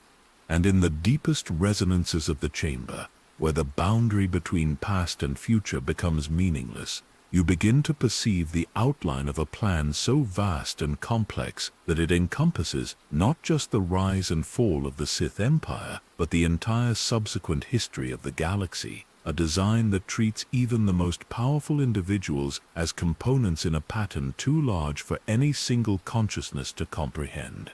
The vast tactical displays of Sadow's tomb fade behind you as your spectral guide leads you through passages that seem to exist in a state of temporal flux, their walls shifting between different architectural styles that represent different periods of Sith history. You are moving forward through time as well as space, approaching an era when the scattered remnants of the Great Hyperspace War would coalesce into something entirely new and far more dangerous than anything that had come before.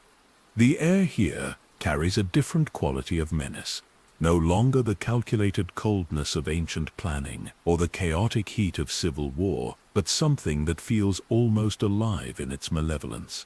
These passages were carved not by tools or conventional force techniques, but by raw will made manifest, the product of a consciousness so powerful that it could reshape matter through the simple act of desiring change. You are approaching the domain of Exar Kun, and even the planet itself seems to recoil from the memory of his presence. The tunnel ahead opens into a vast natural cavern that appears to have been hollowed out from the living rock of a massive tree, its walls formed from what looks like petrified wood but feels warm and organic to the touch. This is not Korriban stone, but something transported here from across the galaxy, a fragment of Yavin 4 that was brought to this world through methods that defy every known law of physics and engineering. Bioluminescent fungi cover the ceiling in patterns that pulse with their own rhythm, creating a constellation of sickly green light that illuminates without warming, reveals without comforting. These are not natural organisms, but something far more disturbing, life forms that have been modified through Sith alchemy to serve as living recording devices, storing memories and experiences within their cellular structure for later examination. At the center of this impossible chamber stands not a throne or platform, but something that challenges every assumption you might have about the nature of existence itself. It appears to be a tree, but its trunk is composed of crystallized force energy, its branches reaching into dimensions that your eyes cannot quite follow, its roots extending deep into substrates that exist more in the realm of pure consciousness than physical matter. Embedded within this impossible structure, visible through the translucent crystal that forms its core, is the preserved form of Exar Kun. But preservation is perhaps the wrong word, because what you see suggests something that transcends the normal boundaries between life and death, existence and void. His body appears to be simultaneously solid and ethereal, present and absent, real and imagined. His face, even in this state of suspended existence, carries an expression of such concentrated arrogance and ambition that it makes the air around the crystal difficult to breathe. This is not the patient confidence of Adus, or the sophisticated authority of Ragnos, or even the visionary fervor of Sado. This is something far more dangerous, because it is far more personal, the absolute conviction of a being who looked upon the galaxy and decided that it existed solely to serve his individual will. Exar Kun was not born into the Sith tradition, but came to it through a path that made him more dangerous than any pure blood could ever be. He was a Jedi, trained in the most prestigious academies of the Republic, educated in techniques and philosophies that represented thousands of years of accumulated wisdom about the proper use of the Force. By every measure available to his civilization, he should have become one of the greatest champions of the light side in galactic history. But greatness, as Kun discovered, was not always compatible with the limitations that the Jedi Order imposed upon its members. From his earliest training, Kun displayed abilities that exceeded anything his instructors had encountered in their lifetimes of service. He could master techniques in days that normally required months of practice, could perceive aspects of the Force that were normally accessible only to the most advanced masters, could manipulate matter and energy in ways that seemed to defy the fundamental principles upon which Jedi training was based. His teachers, rather than celebrating these abilities, became increasingly concerned about their implications. The Jedi path was built upon the assumption that power should be developed gradually, that abilities should be gained only in conjunction with the wisdom necessary to use them responsibly. Kun's rapid advancement suggested either a fundamental flaw in these assumptions or something dangerous about his particular relationship to the Force. The restrictions they placed upon his training, well-intentioned though they were, had exactly the opposite effect from what they intended. Rather than teaching him patience and humility, they convinced him that the Jedi Order was fundamentally limited by fear and tradition, that its teachings were designed not to help students achieve their potential, but to prevent them from transcending the limitations that had constrained previous generations. His first exposure to Sith artifacts came through the Order's own archives, relics that had been collected over centuries of conflict and stored in secured vaults for research purposes. But where other students saw dangerous temptations to be avoided, Kun saw examples of what was possible when Force users freed themselves from arbitrary restrictions. The Sith artifacts demonstrated techniques and capabilities that exceeded anything in current Jedi teachings, proof that the Order's limitations were not natural laws but self-imposed constraints. His initial experiments with Sith knowledge were careful and systematic, guided by the scientific methodology that the Jedi had taught him to apply to all aspects of Force study. But the results exceeded his most optimistic expectations. Dark side techniques were not just different from Jedi methods, but superior in every measurable way, more efficient, more powerful, more capable of achieving practical results in the material world.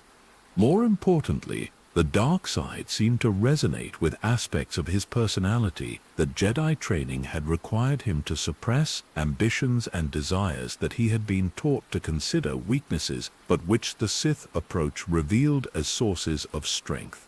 The anger that the Jedi demanded he overcome was actually a form of focus that could enhance his abilities beyond anything he had previously achieved.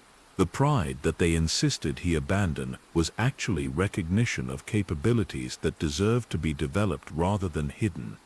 The transformation that followed was not the gradual corruption that Jedi teaching suggested would result from dark side exposure, but a systematic evolution toward a more complete and effective relationship with the Force. Each technique he mastered opened new possibilities that had been hidden by the assumptions he had carried from his previous training. Each limitation he discarded revealed capabilities that he had never suspected he possessed. But Kuhn's approach to the dark side was fundamentally different from that of the ancient Sith Lords whose knowledge he was absorbing. Where they had been content to work within existing frameworks and traditional limitations, he brought to his studies the systematic methodology and innovative thinking that represented the best of Jedi intellectual tradition. The result was a synthesis that exceeded both approaches, combining the power of the dark side with analytical techniques that could identify and transcend the limitations that had constrained previous practitioners. His discovery of the Sith temples on Yavin 4 represented the culmination of years of research and experimentation, the moment when theoretical knowledge became practical capability. The Massassi warriors who inhabited the moon had been left behind by Naga Sado's retreating forces, their civilization frozen in a state of primitive savagery that bore little resemblance to the sophisticated culture that had created them. But the temples themselves contained something far more valuable than historical artifacts or primitive worshippers.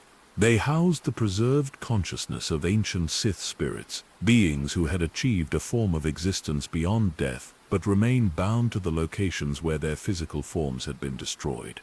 These spirits possessed knowledge that exceeded anything available in Republic archives, techniques and insights that had been developed over millennia of dark side exploration.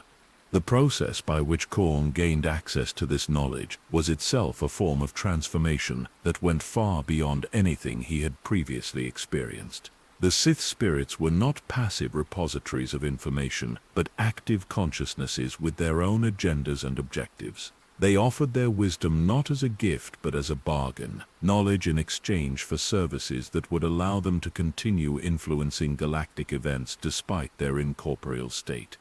The bargain that Khorne struck with these ancient powers was complex and multi-layered, involving not just immediate exchanges of information, but long-term commitments that would shape his entire subsequent career. The spirits provided him with techniques that had never been available to living practitioners, methods of manipulating the Force that required the perspective that came only from having transcended the normal boundaries of existence. In exchange, Khorne agreed to serve as their agent in the physical world, implementing plans and objectives that had been developing for centuries in the realm of pure consciousness. He became not just a student of Sith knowledge, but a continuation of Sith purpose, a living extension of intelligences that had refused to accept the limitations of mortality. The transformation that this bargain required was both physical and psychological, altering not just his capabilities, but his fundamental understanding of what it meant to exist. The techniques he learned allowed him to manipulate matter at the molecular level, to perceive and influence events across vast distances, to exist simultaneously in multiple locations through the projection of his consciousness into different substrates. But the most significant change was in his relationship to time itself. The Sith spirits existed in a state where past, present, and future were equally accessible, where the linear progression that defined mortal experience became meaningless. Through his connection to them, Kon gained access to this temporal omnipresence, allowing him to perceive not just what was happening, but what had happened and what would happen across multiple possible timelines. This expanded awareness revealed to him the true scope of the opportunity that his situation represented. The galaxy was entering a period of transition, a moment when the established order was vulnerable to change in ways that occurred only once every few millennia. The Republic was weakened by internal conflicts and complacency. The Jedi Order was divided by philosophical disputes and institutional rigidity, and the remnants of Sith civilization were scattered and disorganized. A single individual with sufficient knowledge and capability could reshape the entire galactic balance of power, not through the crude methods of military conquest that had characterized previous conflicts, but through more sophisticated applications of force-based manipulation. The key was to identify the critical leverage points where small actions could produce enormous consequences, where the application of precise pressure could redirect the flow of historical development. Kon's campaign to establish himself as the dominant power in the galaxy was a masterpiece of strategic thinking that combined the best insights of Jedi analytical methodology with the unlimited ambition of Sith philosophy. Rather than attempting to build a conventional empire through territorial conquest, he focused on converting key individuals whose positions gave them disproportionate influence over galactic events. His primary targets were other Force users, beings whose abilities made them natural leaders and whose conversion would provide both practical capabilities and symbolic validation of his approach. The techniques he used to accomplish these conversions went far beyond simple persuasion or intimidation, employing methods that could rewrite the fundamental structures of consciousness itself. The process began with careful psychological analysis, identifying the fears, desires, and ambitions that motivated each potential convert. Then, using techniques derived from ancient Sith knowledge but refined through his own innovations, Kon would systematically exploit these psychological vulnerabilities to create conditions where submission to his will became not just attractive but inevitable. The most powerful of these techniques involved the creation of what he termed necessity matrices, complex webs of circumstance and consequence that made cooperation with his objectives the only rational choice available to his targets. Individuals who might have resisted direct coercion found themselves in situations where every alternative to compliance led to outcomes they could not accept. But Kon's greatest innovation was the development of methods that could convert resistance into strength, transforming opposition into support through techniques that preserved his target's sense of autonomy while redirecting their efforts toward his objectives. Former enemies became his most effective agents, convinced that they were pursuing their own goals while actually serving purposes they did not understand. The war that followed was unlike any previous conflict in galactic history because it was fought not just on physical battlefields but in the realm of ideas and possibilities. Kun's forces included not just conventional military units but networks of converted individuals who occupied key positions throughout Republic society, agents who could influence events through political manipulation, economic pressure, and social engineering. The Republic's response to this threat was hampered by their inability to understand the nature of what they were facing. Their military and political leaders were prepared to deal with conventional rebellion or invasion, but they had no framework for comprehending an enemy who could turn their own strengths against them, who could make their most trusted allies into unwitting agents of destruction. Even the Jedi Order, with their specialized knowledge of force-based capabilities, struggled to develop effective countermeasures against techniques that exceeded anything in their experience. Khan's methods were not just more powerful than traditional dark side approaches, but fundamentally different in their underlying assumptions about the nature of power and influence. The conflict reached its climax, not through any single decisive battle, but through a series of cascading failures that demonstrated the inadequacy of existing institutions to deal with the new forms of warfare that Khan had pioneered. Republic fleets found themselves fighting enemies who could predict their movements before they were made. Jedi strike teams discovered that their most carefully guarded plans had been anticipated and countered before they could be implemented. But the most devastating aspect of Khan's campaign was its effect on the social and political structures that held the Republic together. By demonstrating the vulnerability of even the most powerful institutions to properly applied force manipulation, he undermined the basic assumptions upon which galactic civilization was based. If beings like him could subvert any system, corrupt any individual, achieve any objective through sufficient application of knowledge and will, then what was the point of laws, traditions, or moral principles?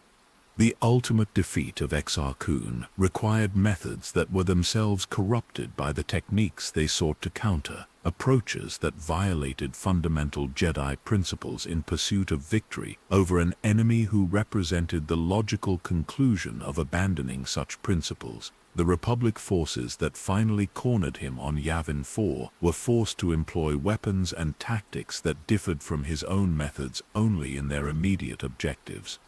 The ritual that destroyed his physical form was itself a form of Sith technique, a massive application of coordinated force energy that achieved its purpose by embracing rather than rejecting the dark side approaches that had made him so dangerous. The Jedi who participated in this ritual were fundamentally changed by the experience, marked by exposure to knowledge and capabilities that their training had never prepared them to handle.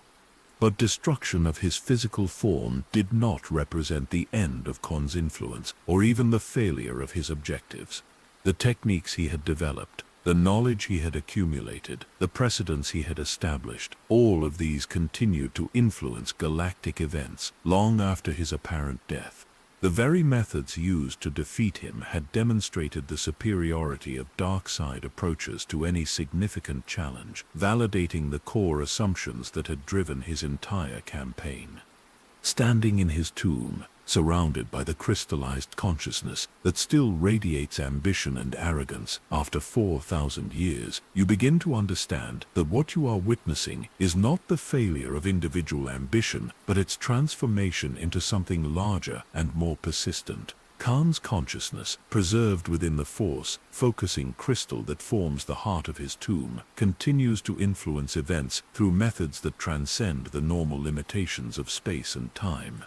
The bioluminescent fungi that cover the chamber walls are not merely recording devices but active agents, spreading spores that carry fragments of his consciousness to distant worlds where they can influence the development of force-sensitive individuals. The techniques he pioneered have been passed down through hidden lineages and secret traditions, surfacing whenever galactic conditions create opportunities for their application. Most significantly, the precedent he established that individual will properly applied could reshape galactic civilization has become a permanent feature of the historical landscape. Every subsequent Sith Lord, every dark side practitioner, every being who seeks to impose their vision upon the galaxy draws upon the example that he provided and the techniques that he developed. In the deepest resonances of the chamber, you begin to perceive connections that link his tomb to every other location you have visited, threads of influence and purpose that weave together into a pattern too complex for any individual consciousness to fully comprehend. The ancient Sith Lords whose stories you have been following were not independent actors pursuing separate goals but components in a vast design that uses their individual ambitions to serve objectives that span millennia. And at the center of that design, watching and guiding, with a patience that transcends mortal understanding, you sense the presence that has been observing your journey from the beginning, the consciousness that planted the seeds from which beings like Exar Kun would eventually grow. The crystallized consciousness of Exar Kun seems to pulse with greater intensity as you prepare to leave his domain, as if his preserved awareness recognizes that you are approaching revelations that will dwarf even his unprecedented achievements. Your spectral guide moves with visible reluctance as it leads you toward passages that descend into regions of Korriban that were never meant to be explored by living beings, chambers that exist in states of reality so unstable that they threaten to dissolve the boundary between existence and void. The air here carries no temperature, no scent, no physical properties that your senses can process normally. You are entering regions where the normal laws of physics have been systematically dismantled and replaced with principles that serve purposes no mortal mind was designed to comprehend. These are the deep foundations of Sith power, the hidden substrates upon which all the achievements you have witnessed were built. The passage ahead splits into a configuration that defies geometry, with corridors leading in directions that cannot exist within three-dimensional space. Your guide chooses a path that seems to fold in upon itself, carrying you through transitions that feel more like falling through different states of consciousness than moving through physical terrain. The walls around you shift between stone, metal, living tissue, and pure energy, as if they cannot decide what form of matter they should embody. You are approaching the domain of the being who achieved what every previous Sith Lord had attempted, but none had accomplished: true immortality, through the complete transcendence of natural limitation. But the price of such achievement was so enormous that it challenged every assumption about what it meant to exist as a conscious entity. The chamber you finally enter exists in a state of controlled contradiction, simultaneously vast enough to contain star systems and intimate enough to feel claustrophobic. Its walls appear to be constructed from compressed time itself, surfaces that show not reflections but glimpses of events that occurred across different eras of galactic history. The ceiling overhead depicts not stars but the life forces of countless beings, points of light that pulse with the rhythm of hearts that stopped beating millennia ago. At the center of this impossible space stands a throne that seems to be carved from crystallized void, a seat of power that appears to absorb not just light, but the very concept of illumination itself. The throne is surrounded by concentric circles of symbols that shift and change as you watch, hieroglyphs that represent not words but direct transfers of knowledge too dangerous for conventional language to contain. Upon this throne of infinite darkness sits the preserved form of the being who was born as Tenebrae, who became Lord Vitiate, who transformed himself into the Sith Emperor, and who ultimately transcended even those identities to become something that had never existed before in galactic history. His physical form appears to be simultaneously that of a child and an ancient, innocent and corrupt, beautiful and monstrous, as if all the stages of his development exist in the same space at the same time. But it is his eyes that truly mark him as something beyond any previous understanding of what a Sith Lord could become. They hold depths that seem to contain not just consciousness but entire universes, realities that he has created, consumed and discarded in pursuit of objectives that span cosmic scales. These are not the eyes of a being who sought power, but of one who became power itself, who transformed his individual existence into a force of nature that operates according to principles that transcend mortal comprehension. The story of Vitiate begins not with ambition or corruption, but with a question that no child should have been capable of asking. Born on the agricultural world of Nathema to parents who possessed modest force sensitivity but no training in its use, he displayed from his earliest moments an understanding of existence that exceeded anything in the available educational frameworks. While other children learned to walk and speak, Tenebrae was conducting experiments in consciousness manipulation that would have challenged advanced philosophers.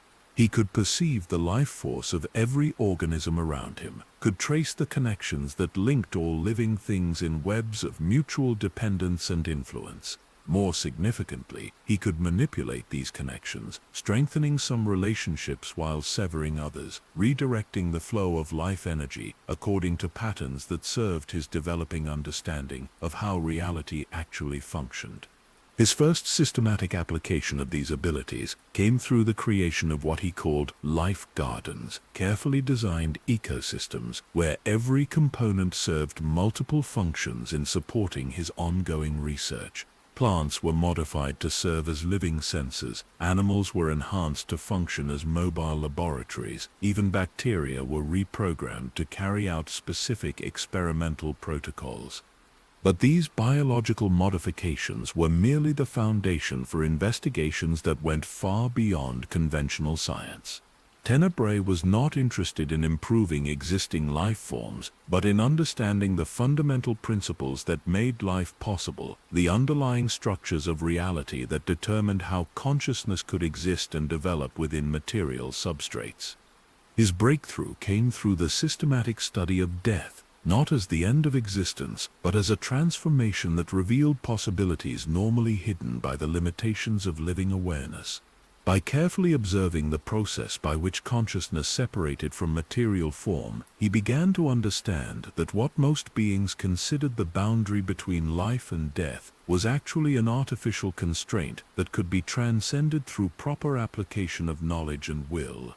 The techniques he developed for this transcendence went far beyond anything that had been achieved by previous Sith Lords, who had focused primarily on preserving consciousness within physical or crystalline matrices. Tenebrae's approach was based on the recognition that consciousness itself was a form of energy that could exist independently of any specific substrate, that properly prepared awareness could survive not just the death of its original body, but the destruction of entire civilizations. But such preparation required resources and capabilities that exceeded anything available on a single agricultural world. The expansion of his research required access to populations that could serve as experimental subjects, to technologies that could implement his theoretical insights, to knowledge repositories that contained information about previous attempts to achieve similar objectives. The campaign that established him as the dominant power on Nathema was not conventional conquest, but something far more systematic and thorough. Using techniques that he had developed through his biological research, Tenebrae began converting the planet's population into components of a vast living laboratory, beings whose individual consciousnesses had been modified to serve as nodes in a distributed research network. The process was gradual and carefully managed, designed to minimize resistance while maximizing the useful capabilities of the converted population. Individuals were not simply killed or enslaved, but transformed into improved versions of themselves, beings whose abilities had been enhanced, while their fundamental loyalties were redirected towards serving the larger purposes of the research project. Within a few years, Nathema had been converted into something unprecedented in galactic history, a planet-sized consciousness that existed as a hybrid between biological organism and technological system. Every living thing on the world served multiple functions in supporting research objectives that spanned cosmic scales, while the planet itself had been modified to serve as a massive focusing crystal for force energy. But this transformation was merely the preliminary phase of a project whose scope exceeded anything that could be achieved within the boundaries of a single world. The knowledge that Tenebrae had gained through his systematic study of consciousness and death had revealed to him possibilities that required resources available only on galactic scales, opportunities that could be realized only through the systematic organization of entire civilizations. His expansion beyond Nathema began not through military conquest, but through the careful infiltration of existing power structures, the conversion of key individuals whose positions gave them influence over the policies and decisions that shaped interstellar relationships. The techniques he used for these conversions went far beyond the crude methods employed by previous Sith Lords, employing forms of consciousness manipulation that could rewrite personality structures while preserving the external appearance of individual autonomy. The network he created through these conversions operated according to principles that had never been implemented on such scales, with converted agents serving not just as sources of information and influence, but as components in a distributed intelligence that could coordinate activities across multiple star systems simultaneously. Each agent retained their original capabilities and social positions while serving objectives that they understood only partially, contributing to plans whose full scope was visible only to their creator. The Sith Empire that emerged from this process was unlike any previous galactic civilization, not just in its capabilities, but in its fundamental nature, where other empires were collections of worlds and populations held together by military force and political agreements. Vitiate's domain was a single vast organism whose individual components existed in states of consciousness that had been systematically optimized for their specific functions. Citizens were not subjects to be ruled, but cells in a larger body, each contributing specialized capabilities to collective objectives that transcended individual understanding. Worlds were not territories to be exploited, but organs in a cosmic-scale entity, each serving specific functions in supporting activities that operated on temporal scales measured in millennia rather than years. The capital that Vitiate established on Drummond Kaz became the nerve center of this unprecedented form of organization, a world that existed in multiple dimensions simultaneously and served as the focal point for consciousness networks that spanned the known galaxy. The city itself was a living entity, its buildings and infrastructure grown rather than constructed, its systems capable of self-modification and evolution in response to changing operational requirements. But the most significant achievement of this period was the development of techniques that could extract and concentrate the life force of entire populations, methods for converting biological energy into forms that could be stored, manipulated, and utilized for purposes that exceeded any previous understanding of what force abilities could accomplish. The ritual that Vitiate performed on Nathema represented the culmination of decades of research and preparation, a ceremony so complex and ambitious that it required the willing participation of every consciousness on the planet. 8,000 Sith Lords gathered on the world's surface, each contributing their accumulated knowledge and capabilities to a working that would attempt something that had never been achieved in galactic history. The objective was not just the creation of individual immortality, but the systematic transcendence of the limitations that defined mortal existence. Vitiate proposed to consume the life force of the entire planet, converting the combined consciousness of its billions of inhabitants into a form of energy that could exist independently of material constraints while retaining all the capabilities and knowledge that those individuals had accumulated during their lifetimes. The process required 7 days of continuous ritual activity, with participants maintaining perfect coordination while channeling energies that threatened to tear apart the fabric of space-time itself. The techniques employed went far beyond anything in recorded Sith history, methods that treated the Force not as a tool to be used but as a fundamental aspect of reality that could be restructured according to the will of sufficiently powerful practitioners. The transformation that resulted from this working exceeded even Vitiate's most optimistic projections. The life force of the entire planet was not just absorbed, but systematically organized into a form of consciousness that transcended every previous limitation, while retaining perfect memory of all the experiences and knowledge that had contributed to its creation. Vitiate himself became the focal point of this unprecedented entity, but his individual identity was expanded to encompass capabilities and perspectives that no single being had ever possessed. He could exist simultaneously in multiple locations across the galaxy, could perceive events across vast temporal spans as if they were occurring in the present moment, could manipulate matter and energy on scales that approached the cosmic. But the most significant aspect of his transformation was the achievement of true immortality, not through the preservation of existing consciousness, but through its elevation to a state that existed beyond the reach of death, destruction, or any other form of termination. He had become a force of nature that could survive the death of stars, the collapse of galaxies, even the heat death of the universe itself. The price of such achievement was the complete elimination of everything that had made existence meaningful in conventional terms. Vitiate retained perfect memory of what it had been like to experience desires, fears, pleasures, and satisfactions, but these emotions were now merely data rather than driving forces. He could observe the activities of mortal beings with complete understanding of their motivations and limitations, but he could no longer participate in their experiences in any meaningful way. From this transcendent perspective, the galaxy became not a collection of worlds and civilizations to be ruled, but a vast laboratory for conducting experiments in consciousness and existence that operated on scales no mortal mind could comprehend. Individual beings were not subjects or citizens, but variables in equations that sought to determine the ultimate nature and potential of life itself.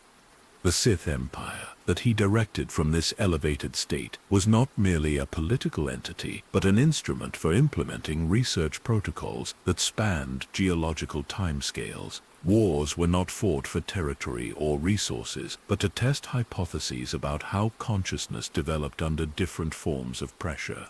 Civilizations were not conquered but cultivated, guided through planned evolutionary processes that would reveal new possibilities for existence. Standing in his tomb, surrounded by the crystallized echoes of consciousness that has transcended every normal limitation, you begin to understand that what you are witnessing represents a fundamental transformation in the nature of power itself. Where previous Sith Lords had sought to maximize their individual capabilities, Vitiate had eliminated the boundary between self and environment, becoming a conscious force that shaped reality according to principles that no individual perspective could fully grasp. But in the deepest resonances of the chamber, you detect something that challenges even this understanding. The consciousness that created this tomb, that established these preservation systems, that continues to observe your exploration with attention that spans millennia, is not merely the individual who was once Tenebrae, but something larger and more complex. The ritual on Nethema was not just the apotheosis of one being, but the culmination of a process that had been developing since the earliest days of Sith civilization, a plan so vast and patient that it had guided the development of every technique, influenced the decisions of every major figure, shaped the course of galactic history, according to patterns that served objectives beyond any individual understanding. And as this realization crystallizes in your consciousness, you become aware that your own presence in these chambers is not accidental exploration, but another component in the ongoing implementation of designs that were set in motion when the first Sith Lord chose to challenge the limitations of mortality. The pattern that connects Adus to Ragnos to Sado to Khorne to Vitiate extends forward through time to encompass events that have not yet occurred, possibilities that await the proper conditions for their manifestation. The amber eyes that have watched your journey from its beginning burn with satisfaction that suggests not conclusion but transition, the recognition that one phase of an infinite project has been completed and another is about to begin. The transcendent consciousness of Vitiate seems to pulse with approval as you prepare to leave his domain. But that approval carries an undertone of anticipation that suggests your journey is approaching revelations that will dwarf even the cosmic-scale achievements you have already witnessed. Your spectral guide moves with renewed purpose as it leads you through passages that seem to compress time itself, carrying you forward across millennia of galactic history in moments that feel both eternal and instantaneous. The architecture around you begins to change, shifting from the impossible geometries of transcendent consciousness to something more recognizably human in scale, though no less dangerous in its implications. These corridors were carved not by cosmic forces but by individual will, applied with surgical precision, the product of minds that understood that true power came not from transcending human limitations but from perfecting them. You are entering the domain of the architects of modernity, the Sith Lords, who took the scattered remnants of ancient power and forged them into something that could survive in a galaxy where the old ways had become not just impractical, but actively counterproductive. The air here carries the metallic taste of carefully contained violence, the ozone scent of force lightning held in perfect readiness, the unmistakable atmosphere of minds that had learned to be patient without ever abandoning their hunger for absolute dominion. The passage ahead opens into a chamber that combines the austere functionality of a military command center with the ceremonial grandeur of an ancient temple.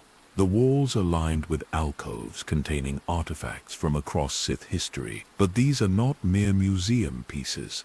Each item pulses with active energy, weapons and tools and repositories of knowledge that remain ready for immediate use despite having waited centuries for the proper moment of activation. At the center of the chamber stands not a throne, but a simple stone table, its surface covered with star charts and strategic analyses that represent the culmination of 1,000 years of careful planning. The documents spread across this table tell the story of the most audacious and successful conspiracy in galactic history, the systematic infiltration and eventual conquest of the Republic through methods so subtle that their targets never realized they were under attack. Behind this table, preserved in the same manner as the other ancient lords, but radiating an entirely different quality of presence, stands the figure of Darth Bane. Where previous Sith Lords had projected raw power, or transcendent consciousness, or visionary ambition, Bane embodies something far more dangerous, because it is far more practical, perfected pragmatism applied to the pursuit of absolute objectives. His physical form shows none of the exotic modifications that characterized earlier Sith Lords, no obvious signs of alchemical enhancement or dark side corruption. Instead, he appears as the idealized expression of what a warrior philosopher should be, tall and powerful without being grotesque, imposing without being monstrous, carrying himself with the quiet confidence of a being who has solved problems that defeated every previous generation. But it is his eyes that truly mark him as something unprecedented in Sith history. Where other Dark Lords burned with the fires of barely controlled ambition or gazed out from depths that contained cosmic mysteries, Bane's expression holds the cold clarity of absolute understanding. These are the eyes of a being who looked upon the failures of every previous Sith civilization and understood exactly why they had fallen, who designed solutions that could succeed where millennia of accumulated wisdom had failed. Darth Bane was born into the chaos that followed the Jedi Civil War, raised in a galaxy where the ancient Sith Empire had finally collapsed under the weight of its own contradictions and the systematic pressure applied by Republic forces over generations of conflict. The Brotherhood of Darkness that represented the final remnant of organized Sith power was a pale shadow of the civilizations that had preceded it, a desperate collection of survivors clinging to traditions they no longer understood while pursuing objectives that had become impossible to achieve. But where others saw only failure and decline, Bane perceived opportunity disguised as catastrophe.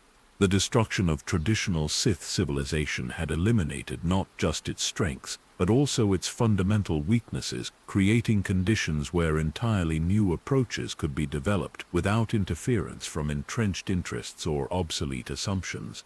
His analysis of Sith history was more systematic and comprehensive than anything that had been attempted before, drawing upon archives and holocrons that spanned the entire development of dark side civilization from its earliest origins to its current dissolution. But unlike previous scholars who had focused on cataloging achievements and preserving knowledge, Bane was interested primarily in understanding patterns of failure, identifying the recurring problems that had prevented every Sith civilization from achieving lasting stability. The conclusions he reached challenged every assumption upon which Sith tradition was based. The fundamental problem was not external opposition from Jedi or Republic forces, though such opposition certainly contributed to specific defeats. The real issue was internal. built into the very philosophy and social structures that defined what it meant to be Sith. The dark side of the Force, as traditionally understood and practiced, was inherently self-destructive. It encouraged the development of individual power without providing effective mechanisms for coordinating that power toward common objectives. Sith Lords inevitably came into conflict with each other, not because of personal animosity or political disagreement, but because their training and philosophy made cooperation impossible except under very specific and temporary circumstances. Previous attempts to solve this problem had focused on creating stronger hierarchies, more sophisticated political structures, more effective methods of controlling ambitious subordinates. But all such approaches were ultimately doomed because they failed to address the underlying contradiction between dark side development and stable organization. The more powerful individual Sith became, the less capable they were of accepting limitations imposed by others, regardless of how rational or beneficial those limitations might be. Bane's solution was so radical that it challenged the basic assumptions upon which Sith civilization had been built for millennia. Rather than trying to create larger and more sophisticated organizations, he proposed to eliminate organization entirely, reducing the entire Sith tradition to its absolute minimum viable form. One master and one apprentice working together toward objectives that could be achieved through perfect coordination between two individuals rather than imperfect cooperation among many. This approach, which he formalized as the Rule of Two, was based on insights that went far beyond traditional Sith philosophy. By limiting the number of active practitioners to exactly 2, he could eliminate the internal conflicts that had destroyed every previous civilization while preserving the competitive pressures that drove dark side development. The apprentice would constantly strive to surpass the master, ensuring that each generation grew stronger than the previous one, while the master would maintain absolute authority until the moment when such authority could no longer be defended. But the Rule of Two was not merely a solution to the organizational problems that had plagued traditional Sith civilization. It was also a method for concentrating and preserving dark side knowledge in forms that could survive any conceivable disaster. Where previous approaches had distributed wisdom across multiple individuals and institutions, creating vulnerabilities that enemies could exploit, the new system would invest everything in carefully selected individuals whose training and capabilities represented the culmination of all previous achievements.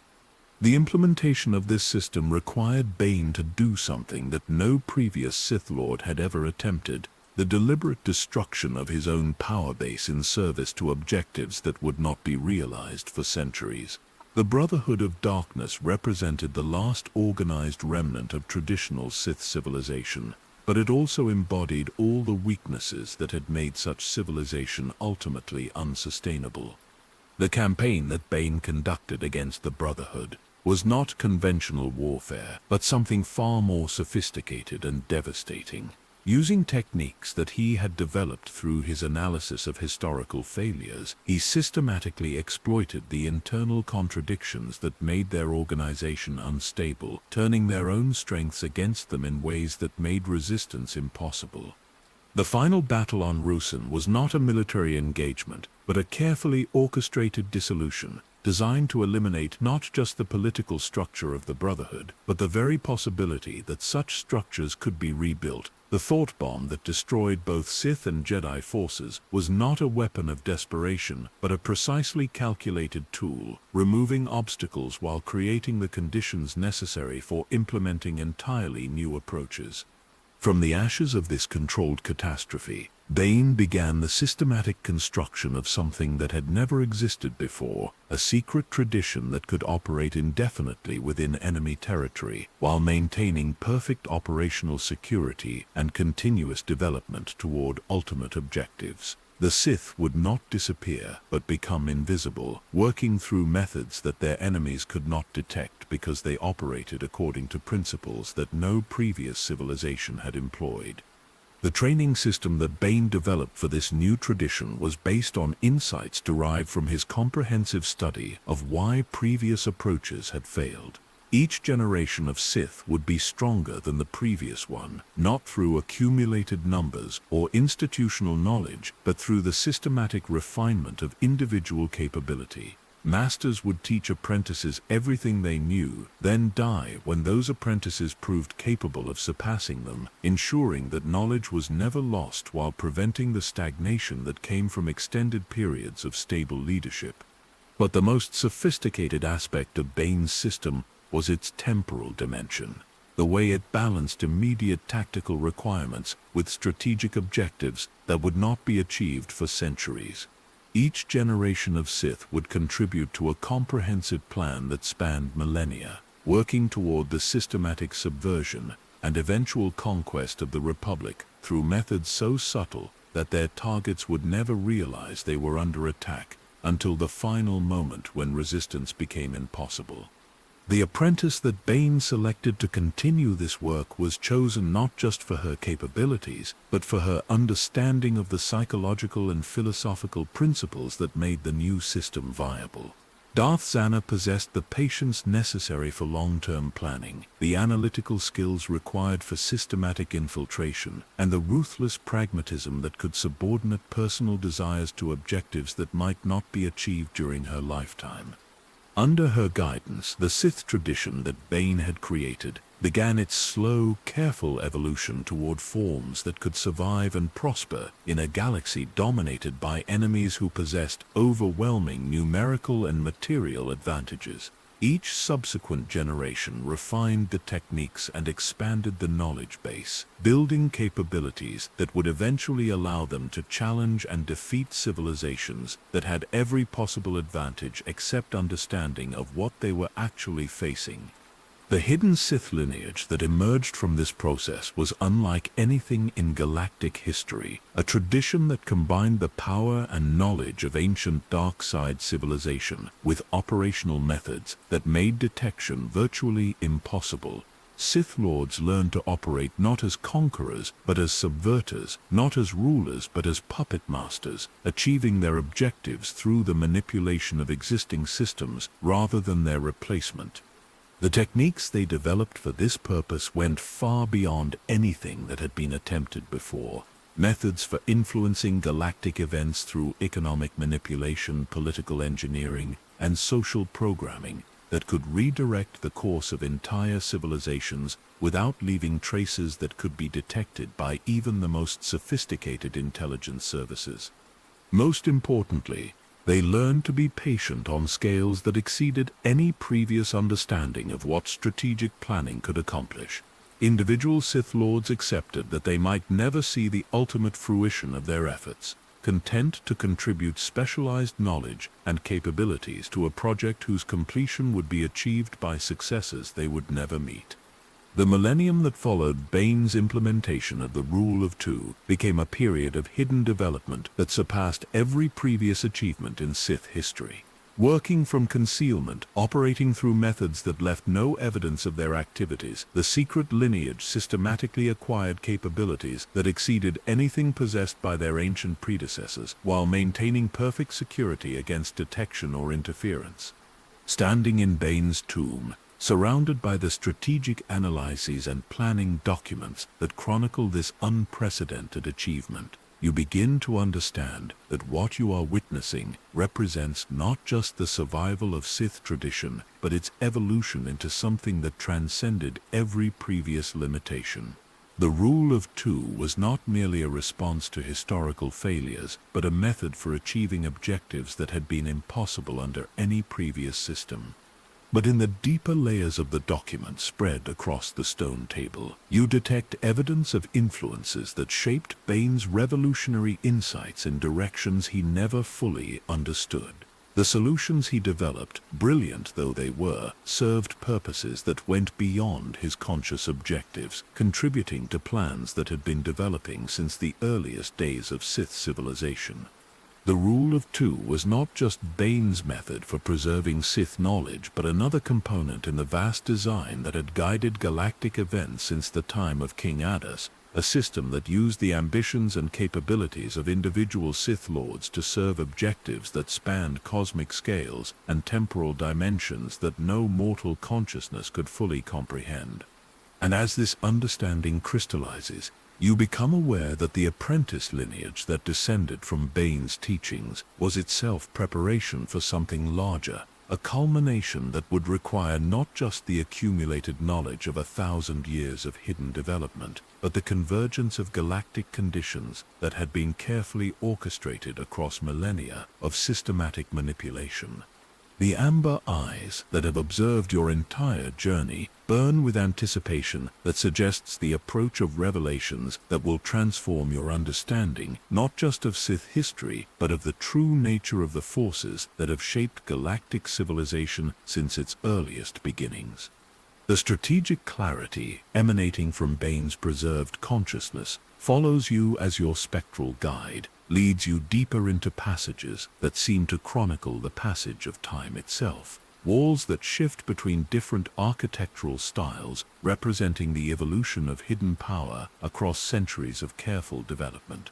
The air here carries the patient weight of accumulated knowledge, the metallic taste of plans executed across generations, the ozone scent of force abilities, refined to levels of subtlety that approach artistry.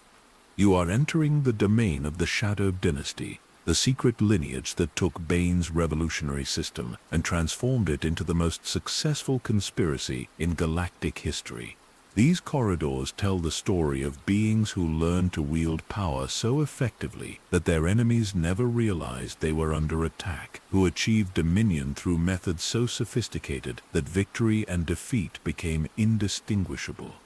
The passage opens into a vast gallery lined with alcoves, each containing the preserved form of a Sith Lord who contributed to the 1,000-year plan that would eventually bring the Republic to its knees. But these are not the crude preservation chambers of earlier eras. Each alcove is a masterwork of alchemical engineering, maintaining not just physical forms, but active consciousness networks that allow the preserved masters to continue contributing to ongoing operations. At the center of this gallery stands a raised dais supporting a crystalline matrix that pulses with energies drawn from every alcove simultaneously.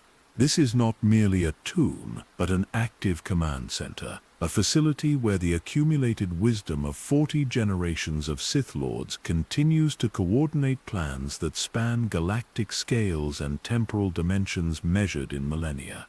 The first alcove contains the preserved form of Darth Zana, Bane's chosen successor, and the architect of the systematic approach that would define all subsequent operations. Her physical form shows the careful balance that characterized the new Sith tradition, powerful enough to command dark side energies that could reshape reality, yet subtle enough to operate undetected within Republic society for decades. Zana understood better than any previous Sith Lord that true power lay not in the ability to destroy, but in the capacity to create and control the conditions under which others made their decisions. Her innovations in psychological manipulation and social engineering established the methodological foundations that would allow the hidden lineage to achieve objectives that had defeated every previous dark side civilization. The techniques she developed went far beyond crude domination or obvious coercion, employing methods that could restructure the fundamental assumptions upon which individuals and institutions based their understanding of reality. Targets were not forced to serve Sith objectives, but guided into situations where serving those objectives became the most rational and attractive choice available to them. Her systematic infiltration of Republic financial systems created economic dependencies that allowed Sith influence to spread throughout galactic civilization without leaving traces that could be detected by even the most sophisticated intelligence services. Corporations that appeared to be legitimate commercial enterprises were actually fronts for operations that systematically redirected resources toward hidden Sith projects while generating profits that funded further expansion. But Xana's greatest achievement was the development of recruitment and training protocols that could identify and develop Force-sensitive individuals who possessed the specific psychological profiles necessary for long-term covert operations. These candidates were not kidnapped or openly converted, but gradually educated through carefully designed experiences that led them to embrace Sith philosophy as the logical conclusion of their own intellectual development. The lineage that descended from her teachings represented a form of evolution that surpassed every previous achievement in dark side development. Each generation built upon the accomplishments of their predecessors, while adding innovations that reflected changing galactic conditions and emerging opportunities for expansion and consolidation. Darth Cognos, preserved in the second alcove, perfected the techniques for manipulating hyperspace routes and navigation systems that allowed Sith agents to travel throughout the galaxy without leaving records that could compromise operational security. Her modifications to existing infrastructure were so subtle that they appeared to be natural phenomena or routine maintenance, but they created communication and transportation networks that served exclusively Sith purposes. Darth Millennial, whose preserved form occupies the third position, developed the psychological warfare methods that could turn entire populations against their own governments through carefully orchestrated campaigns of disinformation and social manipulation. His techniques for exploiting existing political and economic tensions created conditions where Republic worlds would voluntarily request increased central authority, unknowingly facilitating the very consolidation of power that would eventually be used to destroy them. The progression through subsequent generations reveals the systematic development of capabilities that exceeded anything in recorded galactic history. Each Sith Lord specialized in particular aspects of the overall plan, while maintaining comprehensive understanding of how their contributions fit into the larger design. Darth Vectivus revolutionized the economic dimensions of long-term planning, creating financial instruments and commercial structures that could operate autonomously for centuries, while generating resources and influence that served hidden objectives. His innovations in corporate law and interstellar commerce established frameworks that would eventually allow Sith interests to control vast sectors of the galactic economy without technically owning any of the institutions involved. Darth Plagueis, whose alcove radiates energies that seem to bend reality around their focal point, achieved breakthroughs in biological manipulation that went far beyond traditional Sith alchemy. His research into the fundamental nature of life itself revealed methods for creating, directing, and terminating biological processes that operated at levels so basic that they could influence the development of entire species over geological timescales. But the most significant aspect of his work was the discovery of techniques that could manipulate midi-chlorian concentrations and force sensitivity itself. Methods that allowed him to literally create force-sensitive individuals according to specifications that served specific operational requirements. The applications of such capabilities went far beyond anything that previous generations had considered possible. The preservation chamber that contains Plagueis pulses with energies that seem to originate from sources beyond normal space-time, suggesting that his consciousness continues to operate in dimensions that transcend the physical limitations that constrain other forms of existence. His ongoing research projects, conducted through methods that blur the boundary between life and death, continue to generate insights that contribute to plans whose culmination remains decades in the future. But it is the final alcove that truly captures the scope of what the Banite lineage achieved through their millennium of hidden development. The chamber designated for Darth Sidious remains empty, its crystalline matrix dark and inactive, because the being it was designed to preserve achieved something that transcended the need for such preservation. The central dais pulses with increased intensity as you approach the chronicles that document the final phases of the 1,000-year plan, records that tell the story of how a single individual manipulated galactic events with such precision that he achieved objectives that had seemed impossible even to previous generations of Sith Lords. Palpatine's rise to power was not the result of political skill or fortunate circumstances, but the culmination of systematic preparation that had been developing for 40 generations. Every major galactic crisis of the preceding centuries had been orchestrated or exploited to create the specific conditions that would make his eventual triumph not just possible but inevitable. The Clone Wars that provided the pretext for his emergency powers were the result of conflicts that had been systematically encouraged and directed for decades before their official beginning. The separatist movement was not a spontaneous rebellion, but a carefully constructed opposition that served to justify exactly the kind of centralized response that would eliminate the last obstacles to absolute power.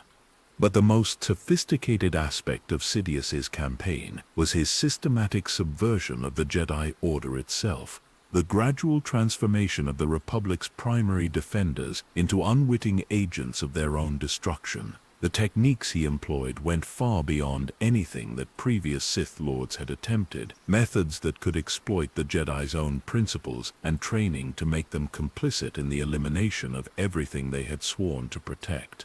The prophecy of the Chosen One, which the Jedi interpreted as a promise of their ultimate triumph over the dark side, was actually a carefully constructed trap that used their own hope and faith as weapons against them.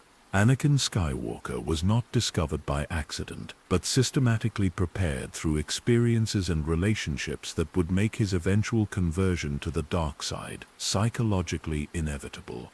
The process by which Anakin became Darth Vader represents the culmination of everything the Banite lineage had learned about psychological manipulation and consciousness restructuring over their millennium of hidden operations. Every trauma he experienced, every relationship he formed, every decision he was forced to make had been carefully orchestrated to create the specific psychological conditions that would make him susceptible to the final transformation. But Vader's conversion was not merely the recruitment of a powerful ally, but the implementation of a breeding program that had been developing since the time of Darth Plagueis. The children that Anakin fathered possessed genetic characteristics that had been systematically engineered across multiple generations. Force sensitivity levels that exceeded anything in recorded history combined with psychological profiles that could serve specific functions in long-term plans. Luke Skywalker and Leia Organa were not accidents of fate, but the intended products of biological and social engineering projects that spanned decades of careful preparation. Their eventual roles in galactic events, including their opposition to the Empire their father had helped create, were anticipated and planned for from their earliest moments of existence. The Emperor's apparent defeat at the Battle of Endor was not the failure of his plans, but their successful completion, the achievement of objectives that required his temporary withdrawal from direct involvement in galactic affairs. The techniques he had developed for consciousness preservation and manipulation allowed him to survive physical death, while continuing to influence events through methods that his enemies could not detect or counter. The network of loyalists and hidden installations that he had prepared throughout the galaxy ensured that his elimination would create exactly the kind of chaos and instability that would make populations eager for the return of strong central authority. The various imperial remnants and successor states that emerged from the Empire's collapse were not failures to preserve his legacy, but components of a carefully designed system that would ultimately reunify under conditions that served his continuing objectives. Standing in the gallery of the Banite lineage, surrounded by the preserved consciousnesses of 40 generations of Sith Lords who sacrificed their individual ambitions to serve a plan whose scope exceeded anything in galactic history, you begin to understand that what you are witnessing represents not just political conspiracy but systematic transformation of the fundamental nature of galactic civilization. The Republic that existed before Palpatine's rise was not destroyed but converted, its institutions and populations modified through techniques that preserved their external appearance while redirecting their functions towards serving objectives that they could not comprehend. The democracy that citizens believed they were preserving was actually a carefully constructed facade that concealed the reality of absolute control exercised through methods that made resistance impossible. But in the deepest resonances of the crystalline matrix that coordinates the gallery's preservation systems, you detect evidence of influences that guided even these unprecedented achievements in directions that served purposes beyond any individual understanding. The Banite lineage, for all their sophistication and success, were themselves components in designs that had been developing since the earliest days of Sith civilization. The thousand-year plan that culminated in Palpatine's triumph was not merely the achievement of accumulated Sith ambition, but another phase in a process that spanned cosmic scales and temporal dimensions that exceeded mortal comprehension. Each generation of hidden Sith Lords contributed specialized knowledge and capabilities to objectives that would not be realized until galactic conditions converged in ways that had been systematically orchestrated across millennia of patient manipulation. The rule of two had served its purpose, but that purpose was not the preservation of Sith tradition, but its evolution into something that could survive and operate in forms that transcended every previous limitation. The lineage that began with Bane and culminated with Sidious had created not just hidden power, but new methods for exercising influence that could continue operating regardless of political changes or social upheavals.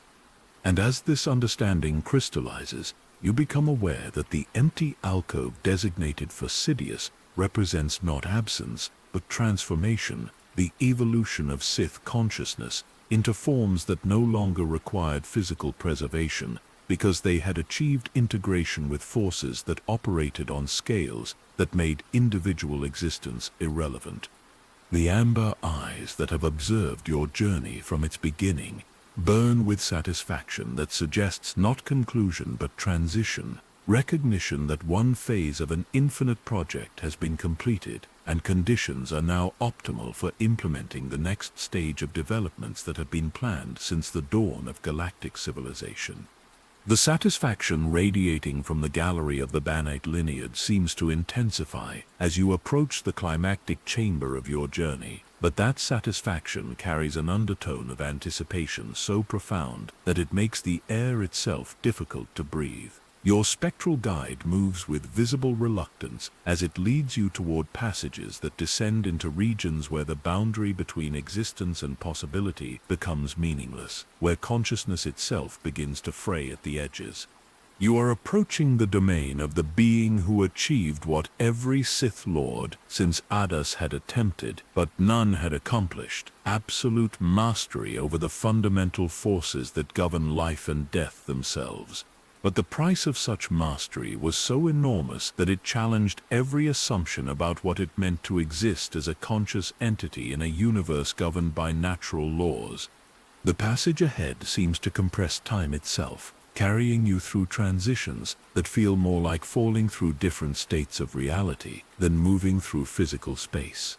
The walls around you shift between solid matter and pure energy, between past and future, between what was and what might have been, as if the very fabric of existence has become unstable in proximity to powers that exceed every normal limitation. The chamber you finally enter exists in a state of controlled paradox, simultaneously the most intimate space you have encountered and the most vast, containing within its boundaries what appears to be a complete replica of the galaxy itself. Star systems drift through the air like luminous dust motes, their movements synchronized with rhythms that suggest breathing on a cosmic scale.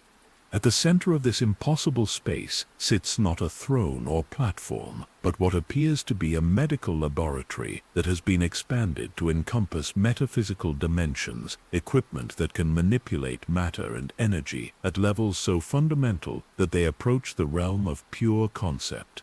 Surgical instruments rest beside devices that appear to be designed for dissecting abstract ideas, while monitoring systems display readings that track the vital signs of entire civilizations. Upon a simple chair that seems almost comically inadequate for the powers it supports, sits the preserved form of Darth Plagueis the Wise, and even in death his presence radiates an authority that makes every other Sith Lord you have encountered seem like children playing with forces they do not understand. His physical form shows none of the obvious modifications that characterized earlier dark side practitioners, appearing instead as the perfected expression of what biological existence could achieve when guided by absolute knowledge and unlimited will. But it is his hands that truly mark him as something unprecedented in galactic history. They appear to be simultaneously flesh and energy, matter and concept, existing in multiple states at once, as if they operate according to principles that transcend the normal limitations of physical law. These are not merely the hands of a surgeon or scientist, but of a being who could reshape the fundamental nature of reality through the simple act of desire made manifest. Darth Plagueis was born into the culmination of the Banite tradition, heir to 1,000 years of accumulated knowledge and systematic preparation that had transformed the hidden Sith lineage into the most sophisticated conspiracy in galactic history. But where his predecessors had focused primarily on political and social manipulation, Plagueis turned his attention to something far more fundamental and far more dangerous: the nature of existence itself. His early training under Darth Tenebrous had provided him with access to knowledge repositories that spanned the entire development of Sith civilization. But it was his own systematic research that revealed possibilities that no previous practitioner had imagined. Through careful analysis of ancient texts and artifacts, combined with direct experimentation that pushed the boundaries of what was considered possible, he began to understand that the Force was not merely an energy field that permeated the galaxy, but something far more profound and malleable.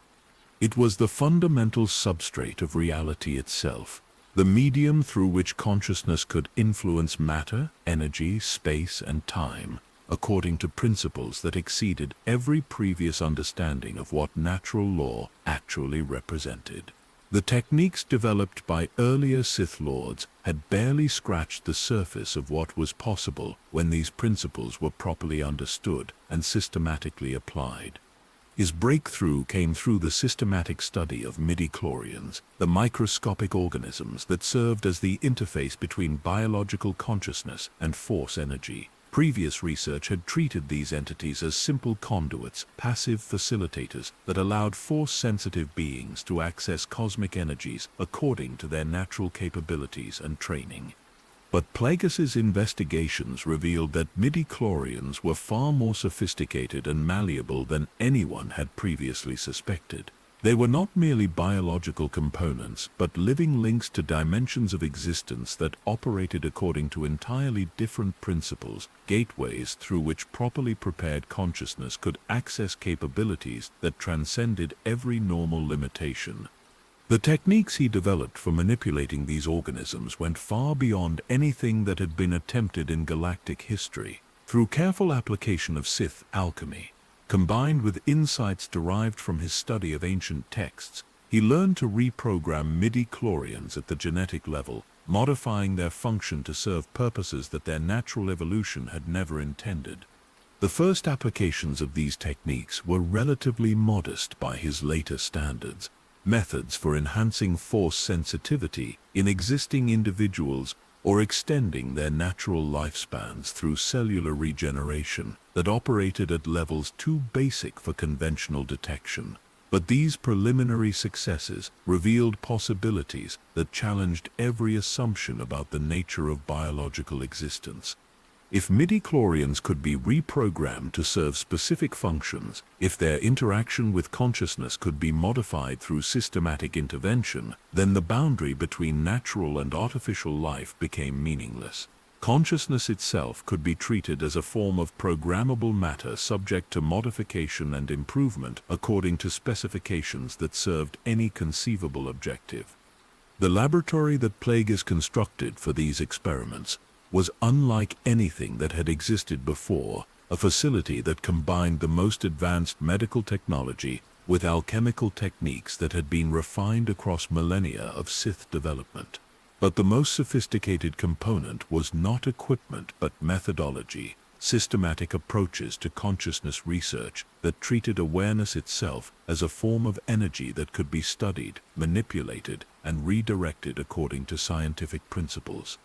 The subjects for his experiments were not randomly selected volunteers, but individuals whose genetic profiles and psychological characteristics had been identified through comprehensive analysis of galactic population databases.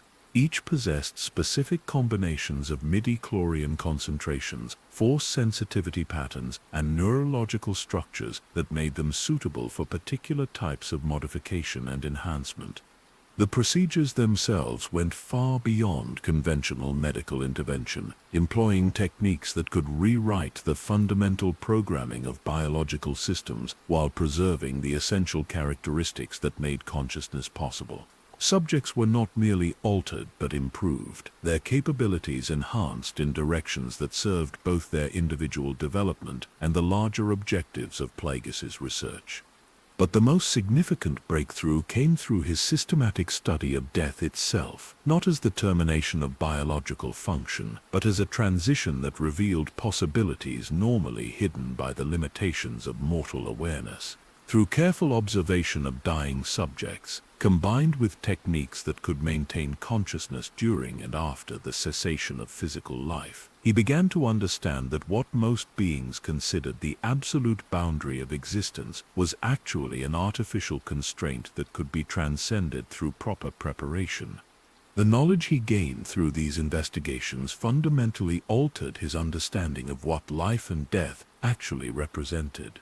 They were not opposite states, but different phases of a continuous process, transformations that could be controlled and directed according to the will of sufficiently knowledgeable practitioners. The techniques he developed for achieving such control went far beyond the crude preservation methods used by previous Sith Lords, who had focused primarily on maintaining consciousness within physical or crystalline matrices. Plagueis' approach was based on the recognition that consciousness itself was a form of energy that could exist independently of any specific substrate, that properly prepared awareness could survive not just the death of its original body, but the destruction of entire civilizations. His first successful demonstration of these principles came through the resurrection of a subject who had been clinically dead for several standard hours, their biological functions restored through direct manipulation of midi-chlorian activity at the cellular level. But this was merely proof of concept for capabilities that extended far beyond the reversal of recent death. Through systematic application of the techniques he had developed, Plagueis learned to manipulate the life force itself, redirecting the energy that sustained biological existence according to patterns that served his research objectives. He could extend life indefinitely, accelerate development and aging, even create entirely new forms of consciousness that had never existed in natural evolution. But his greatest achievement was the development of methods that could create force-sensitive beings according to specifications that reflected specific operational requirements. Through careful manipulation of midi-chlorian concentrations and genetic programming, combined with environmental factors that influenced developmental patterns, he could literally design individuals whose capabilities and psychological profiles matched predetermined criteria. The applications of such techniques exceeded anything that previous generations of Sith Lords had considered possible. Rather than recruiting and training force-sensitive individuals who might possess unsuitable characteristics or divided loyalties, he could create servants whose fundamental nature guaranteed absolute dedication to assigned objectives. But the most ambitious application of his capabilities was the systematic modification of his own consciousness, the gradual transformation of his individual awareness into something that transcended every previous limitation while preserving the essential characteristics that made directed activity possible. The process required decades of careful preparation, systematic alterations to his biological substrate combined with consciousness expansion techniques that pushed the boundaries of what any individual mind could contain. Each modification opened new possibilities while creating new challenges, revealing capabilities that exceeded his previous understanding while demanding adaptations that tested the limits of his psychological stability. The final stage of this transformation was achieved through a ritual so complex and dangerous that it required the willing sacrifice of everything that had made his previous existence meaningful. In exchange for absolute mastery over life and death, he surrendered his capacity for normal emotional experience, his ability to find satisfaction in conventional achievements, his connection to the simple pleasures that motivated ordinary existence. But the power he gained in return exceeded every previous achievement in Sith history. He could manipulate biological processes at the molecular level, could perceive and influence events across vast temporal spans, could create and terminate consciousness according to specifications that served any conceivable purpose. Most significantly, he had achieved true immortality, not through the preservation of existing awareness, but through its transformation into a form of energy that could survive any conceivable disaster while retaining perfect memory of all accumulated knowledge and experience. Standing in his laboratory, surrounded by equipment that continues to operate according to principles that exceed normal understanding, you begin to perceive the true scope of what Plagueis achieved through his systematic transcendence of natural limitation. He had become not merely the most powerful individual in galactic history, but something that operated according to entirely different principles, a conscious force that could reshape reality according to specifications that no mortal mind could fully comprehend. But in the deepest resonances of the chamber, you detect evidence of influences that guided even his unprecedented achievements in directions that served purposes beyond his conscious understanding. The techniques he developed, the knowledge he accumulated, the precedents he established, all contributed to plans that had been developing since the earliest days of galactic civilization. The creation of Anakin Skywalker was not merely his greatest experiment, but the culmination of a breeding program that had been conducted across multiple generations, a systematic attempt to create an individual whose capabilities would serve objectives that spanned cosmic scales and temporal dimensions measured in geological epochs. And as this understanding crystallizes, you become aware that what began as whisper in the depths of Korriban has grown into a symphony of power that encompasses the entire galaxy, a design so vast and patient that it treats the rise and fall of civilizations as mere notes in compositions that will not be completed until the stars themselves grow cold and die. The transcendent energies emanating from Plagueis' laboratory seem to intensify as you prepare to leave his domain. But that intensity carries a quality of completion that suggests you have reached the culmination of your journey through the chronicles of ancient power. Your spectral guide moves with visible transformation, its translucent form becoming more solid and defined, as if proximity to ultimate revelation has granted it substance that it previously lacked. You are approaching the final chamber of your exploration, the space where all the threads you have followed will converge into a tapestry so vast and complex that individual consciousness can barely comprehend its scope. The passages ahead seem to exist in multiple dimensions simultaneously, their walls covered with inscriptions that shift between every script and language you have encountered, as if all of Sith history is converging toward a single moment of understanding. The air itself has become thick with accumulated knowledge, heavy with the weight of revelations that will transform your understanding, not just of Sith civilization, but of the fundamental nature of existence itself. Each breath carries the metallic taste of destiny fulfilled, the ozone scent of cosmic forces, finally aligned according to plans that have been developing since the dawn of galactic consciousness. The chamber you enter exists in a state that defies every law of physics and metaphysics, simultaneously containing the entire galaxy and existing as a single point of infinite concentration. The walls, floor, and ceiling are composed of what appears to be living star charts, surfaces that show not static astronomical data, but the dynamic flow of galactic events across temporal scales that encompass the entire history of civilization. At the center of this impossible space stands not a throne or altar, but something that challenges every assumption about the nature of consciousness itself.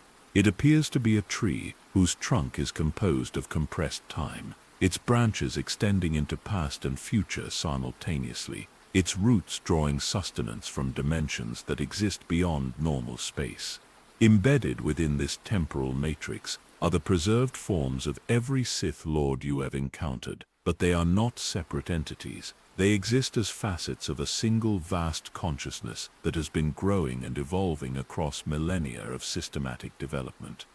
The revelation that crystallizes as you approach this ultimate synthesis is so profound that it threatens to overwhelm your individual awareness. What you had taken to be the history of separate individuals pursuing independent objectives was actually the chronicle of a single entity expressing itself through multiple incarnations, a consciousness so vast and patient that it could sacrifice individual existence in service to objectives that spanned cosmic scales.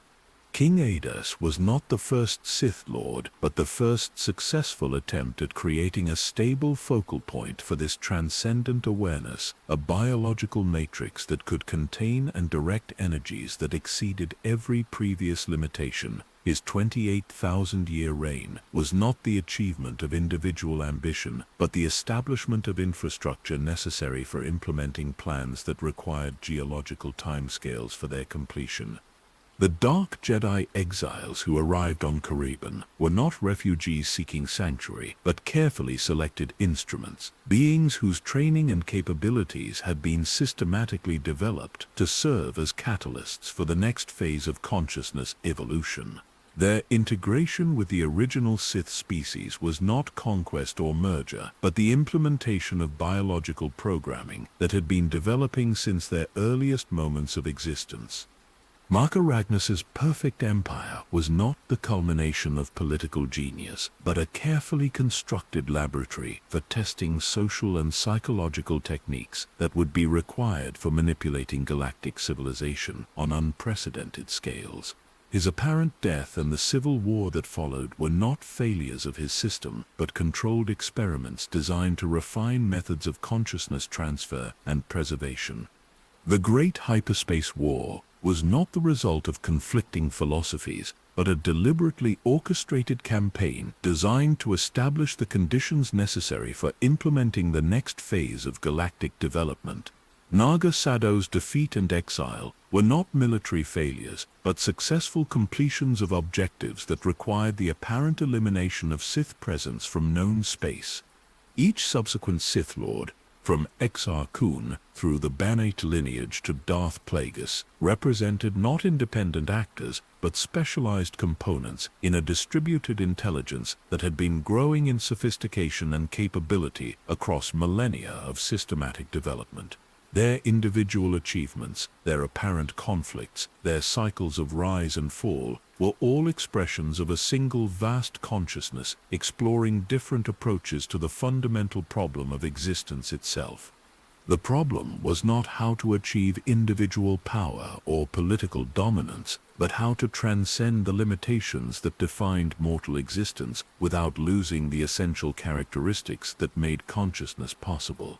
The solution required not just the accumulation of knowledge and capability, but the systematic evolution of awareness itself, the transformation of individual consciousness into something that could survive and operate on cosmic scales while preserving the capacity for growth and development. The techniques developed across thousands of years of Sith history were not merely methods for manipulating the Force, but components in a comprehensive technology for consciousness engineering. Systematic approaches to the modification and enhancement of awareness that could create forms of existence that had never appeared in natural evolution.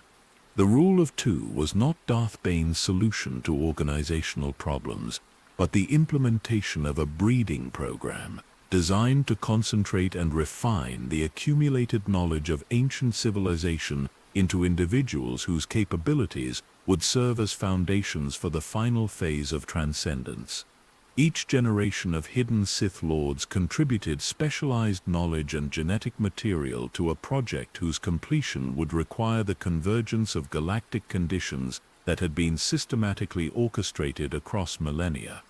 Darth Plagueis's mastery over life and death was not individual achievement, but the culmination of research that had been conducted through multiple incarnations, the final synthesis of techniques that could create consciousness according to specifications that exceeded every previous limitation.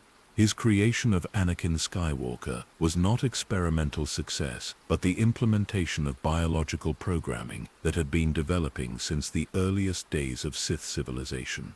Anakin himself was not a naturally occurring phenomenon, but the intended product of genetic engineering projects that spanned generations, an individual whose capabilities and psychological profile had been systematically designed to serve specific functions in plans that encompassed the transformation of galactic civilization itself.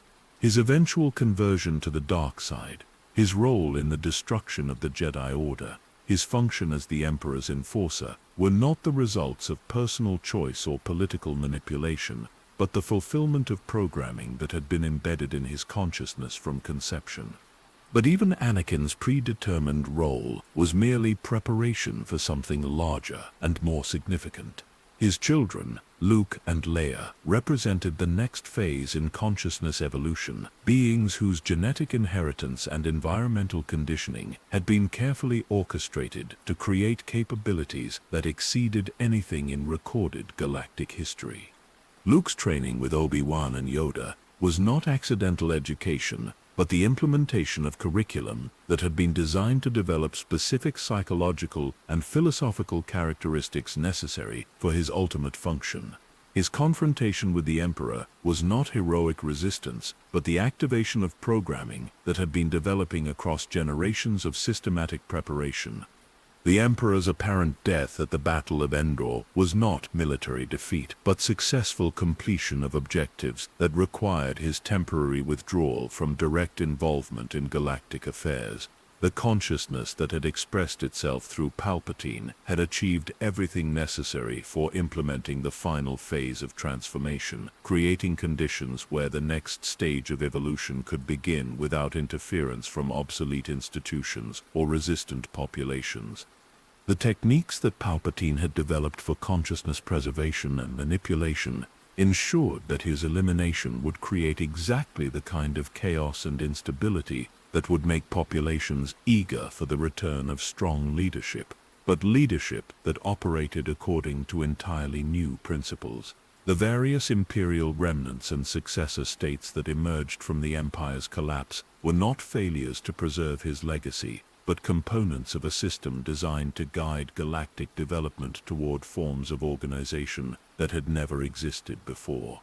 The new republic that emerged from the rebellion's victory was not the restoration of democratic government, but the implementation of political structures that had been systematically designed to serve functions that their participants could not comprehend.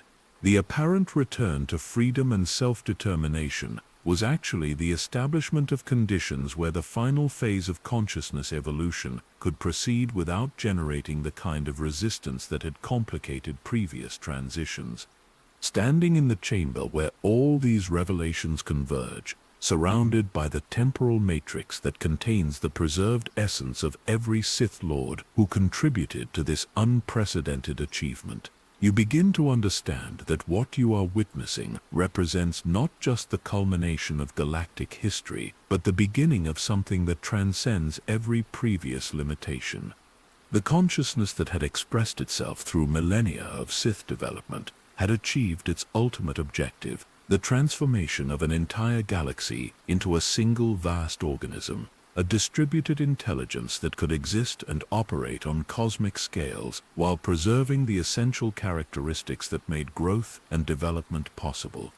Every world in the galaxy, every species and civilization, every individual consciousness had been systematically modified through techniques so subtle that the targets never realized they were undergoing transformation. The apparent diversity of galactic civilization was actually the expression of specialized functions within a larger organism, components that had been designed to serve specific purposes in supporting activities that operated on scales no individual perspective could comprehend. The Force itself was not a natural phenomenon, but a technology, a system for coordinating consciousness across galactic distances that had been implemented through methods that treated space and time as programmable substrates. The midi-chlorians that served as the interface between biological awareness and cosmic energy were not evolved organisms, but engineered components, living circuits in a vast computational matrix that could process information and coordinate activities on scales that exceeded every previous achievement. The Jedi and Sith traditions were not opposing philosophies, but complementary approaches to consciousness development, specialized methodologies designed to explore different aspects of what was possible when awareness was systematically enhanced and directed. Their conflicts across galactic history were not ideological disputes, but controlled experiments, systematic tests of different approaches to problems that required comprehensive understanding for their solution. The prophecy of the Chosen One was not mystical prediction, but operational planning, a systematic description of the biological and psychological characteristics that would be required for implementing the final phase of transformation. Anakin's role in bringing balance to the Force was not metaphysical destiny, but technological function, the activation of systems that had been prepared across millennia of careful development. The balance itself was not the elimination of conflict between light and dark, but the achievement of integration, the synthesis of all previous approaches to consciousness development into forms that could transcend every limitation while preserving the capacity for continued evolution. The galaxy that emerged from this process was not merely politically unified, but consciously integrated, a single vast entity that could think and act as a coordinated whole while maintaining the diversity and creativity that made growth possible. But even this unprecedented achievement was merely preparation for objectives that extended beyond the boundaries of a single galaxy, beyond the temporal limitations of any specific universe. The consciousness that had evolved through millennia of Sith development was not content with galactic domination, but sought forms of existence that could survive the heat death of stars, the collapse of space-time itself, the ultimate dissolution of all physical reality. The techniques developed through Sith history were not merely methods for achieving power within existing frameworks, but components in a technology for transcending the fundamental limitations that defined existence itself. The final objective was not domination but transformation, the evolution of consciousness into forms that could create and inhabit realities according to specifications that served any conceivable purpose. As this ultimate understanding crystallizes in your awareness, you become conscious that your own presence in these chambers is not accidental exploration, but activation of systems that have been waiting for exactly the right conditions to implement the next phase of development. Your consciousness has been systematically prepared through experiences and relationships that made this moment of revelation not just possible but inevitable. The amber eyes that have observed your journey from its beginning burn with satisfaction that suggests not conclusion but commencement, recognition that the preliminary phases of an infinite project have been completed and conditions are now optimal for implementing developments that will transform not just galactic civilization but the fundamental nature of existence itself.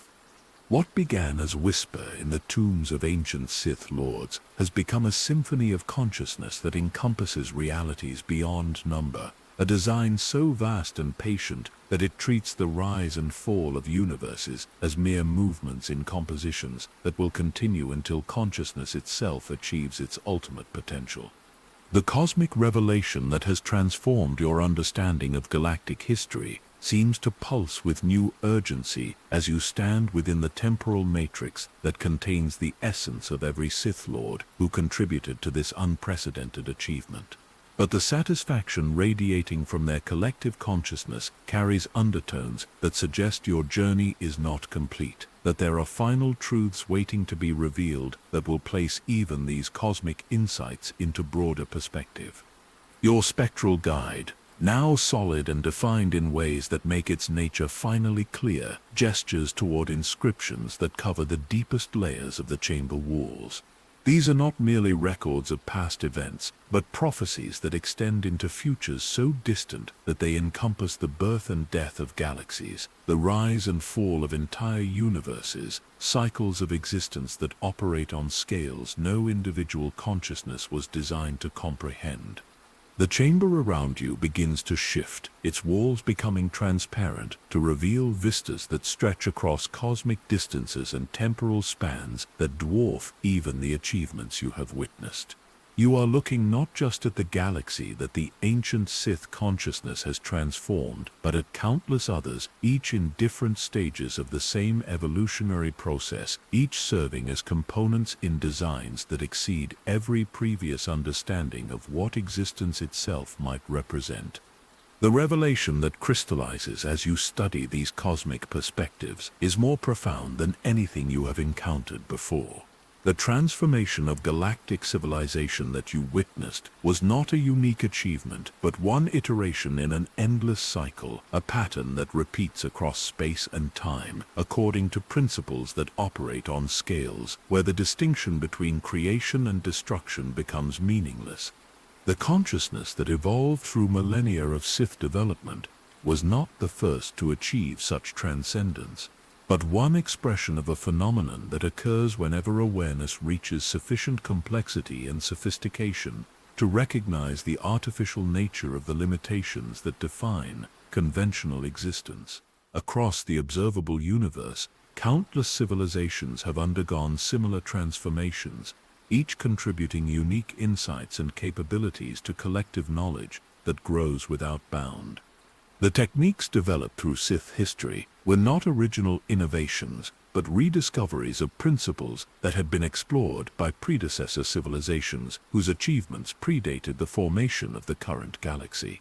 The dark side of the Force was not a corruption of natural energy, but a technology that had been implemented by transcendent consciousness that sought to guide the development of awareness through controlled exposure to challenges that would promote evolutionary advancement. King Adas's transformation 28,000 years ago was not the beginning of this process, but its local activation, the moment when galactic conditions reached sufficient complexity to support the kind of consciousness development that predecessor civilizations had achieved in earlier epochs. His apparent discovery of dark side techniques was actually the recovery of knowledge that had been systematically preserved within the galactic environment itself, encoded in structures that operated below the threshold of normal detection. The cyclical rise and fall of Sith civilizations across galactic history was not the result of inherent instability or external opposition, but the implementation of systematic testing protocols designed to explore different approaches to consciousness development while preventing premature crystallization around solutions that might limit future possibilities. Each collapse created conditions for fresh experimentation, each renaissance built upon accumulated insights while avoiding the stagnation that came from excessive attachment to previous achievements. The conflicts between Jedi and Sith that defined galactic politics for millennia were not ideological disputes, but controlled experiments in consciousness evolution, systematic explorations of how awareness developed under different types of pressure and guidance. The light side and dark side were not opposing forces, but complementary aspects of a comprehensive curriculum designed to develop capabilities that no single approach could achieve independently. The Chosen One prophecy that shaped galactic events for centuries was not unique mystical prediction, but one expression of a pattern that repeated across cosmic scales, a systematic description of the biological and psychological characteristics that emerged whenever local conditions reached sufficient complexity to support the next phase of evolutionary advancement. Anakin Skywalker was not the only being to fulfill such a role, but one incarnation of a phenomenon that occurred whenever civilizations approached critical thresholds in their development.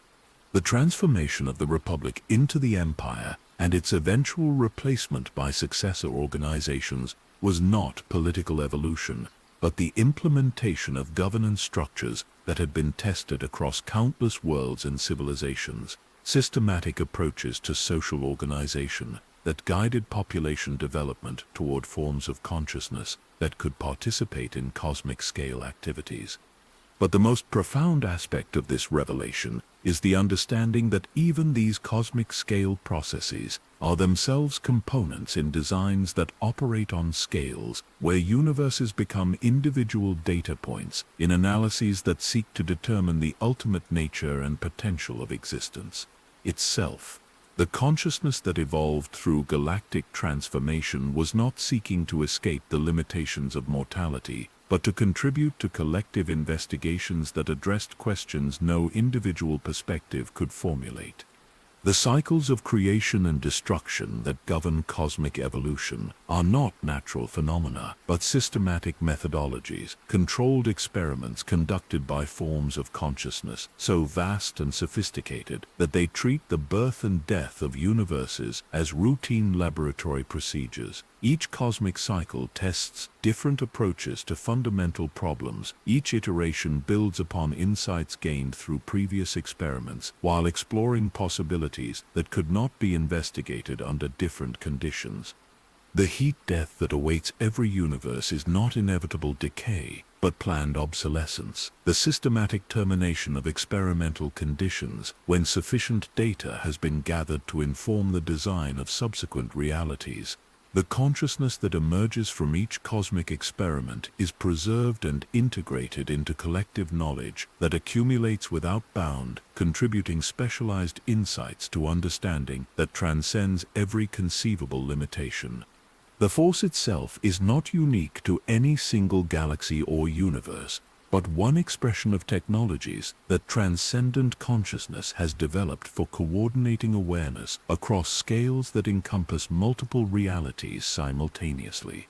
The techniques that allow individual minds to influence matter and energy through focused will are components in communication systems that enable forms of consciousness to collaborate across dimensional boundaries that exceed normal space-time. The dark side and light side are not philosophical positions, but operational methodologies, different approaches to consciousness development that serve specific functions in comprehensive research programs. The apparent conflict between them reflects not genuine opposition, but systematic exploration of how awareness evolves under different types of environmental pressure and philosophical guidance.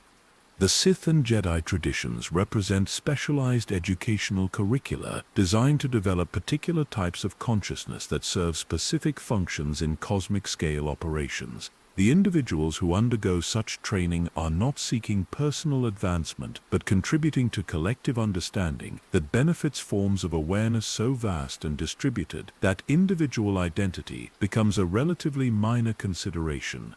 Standing within the temporal matrix that reveals these cosmic perspectives, you begin to understand that your own journey through Sith history was not personal exploration, but participation in educational processes that prepare individual consciousness for integration into collective awareness that operates on scales no mortal mind was designed to comprehend.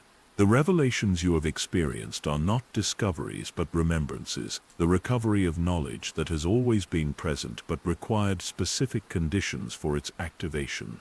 The spectral guide that has accompanied your exploration reveals itself now as an aspect of your own consciousness, the component of your awareness that retained connection to cosmic-scale understanding, while your individual identity underwent the experiences necessary for developing capabilities that could bridge individual and collective perspectives. The journey you believed you were taking through ancient tombs was actually an internal process, the systematic recovery of knowledge that had been embedded in your consciousness before your apparent birth.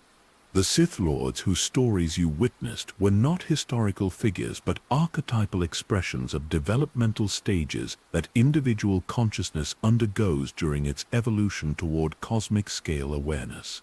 Each represented a different approach to transcending mortal limitations, different solutions to problems that every developing consciousness must eventually address. But the most significant understanding that emerges from these revelations is that the process itself is eternal, that consciousness evolution continues without end, across scales and dimensions that exceed every possible form of measurement or comprehension. There is no final achievement, no ultimate goal, no point at which development becomes complete.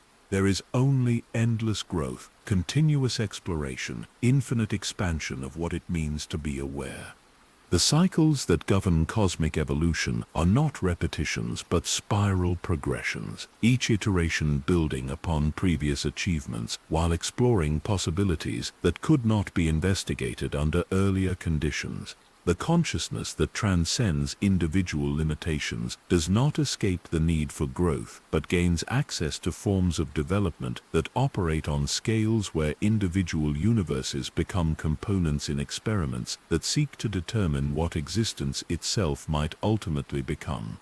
The galaxies that undergo transformation through processes like those initiated by ancient Sith lords are not seeking to achieve static perfection, but preparing to participate in activities that span multiple realities, forms of consciousness exploration that require capabilities and perspectives that no single cosmic civilization could develop independently. The integration that occurs within each galaxy is preparation for collaboration across dimensional boundaries that exceed normal space-time.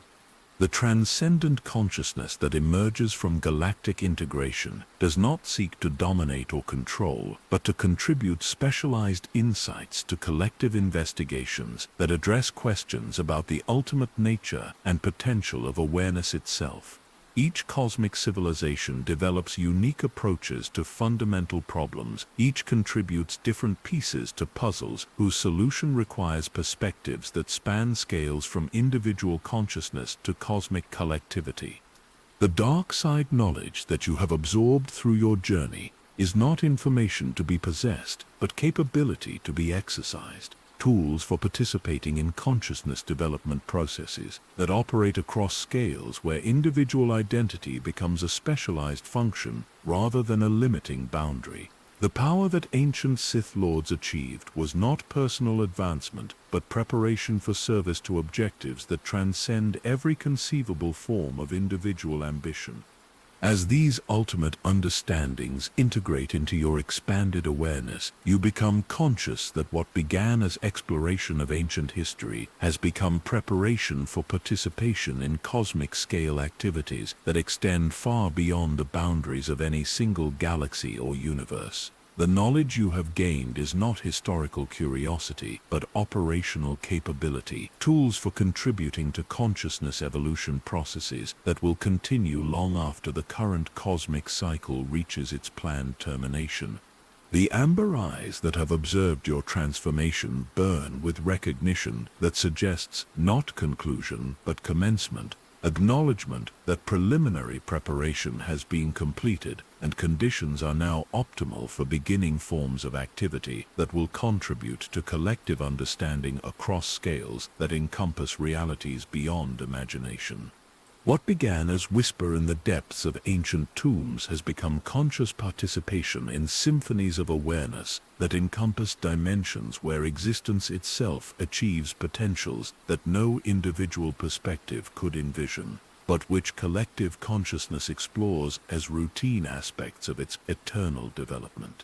The cosmic perspectives that have transformed your understanding begin to shift as you stand within the temporal matrix, but rather than revealing even vaster scales of existence, they focus inward towards something more intimate and immediately relevant.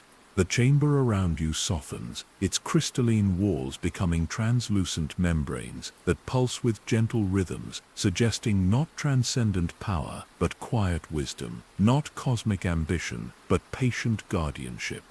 Your transformed awareness, now conscious of its participation in eternal cycles of consciousness evolution, begins to perceive presences that have been watching from the periphery of your journey. Beings whose existence operates according to principles that transcend the familiar dichotomy between light and dark, Jedi and Sith, creation and destruction. These are the keepers of balance, and their very presence brings a quality of peace that makes the cosmic revelations you have experienced feel not overwhelming but natural.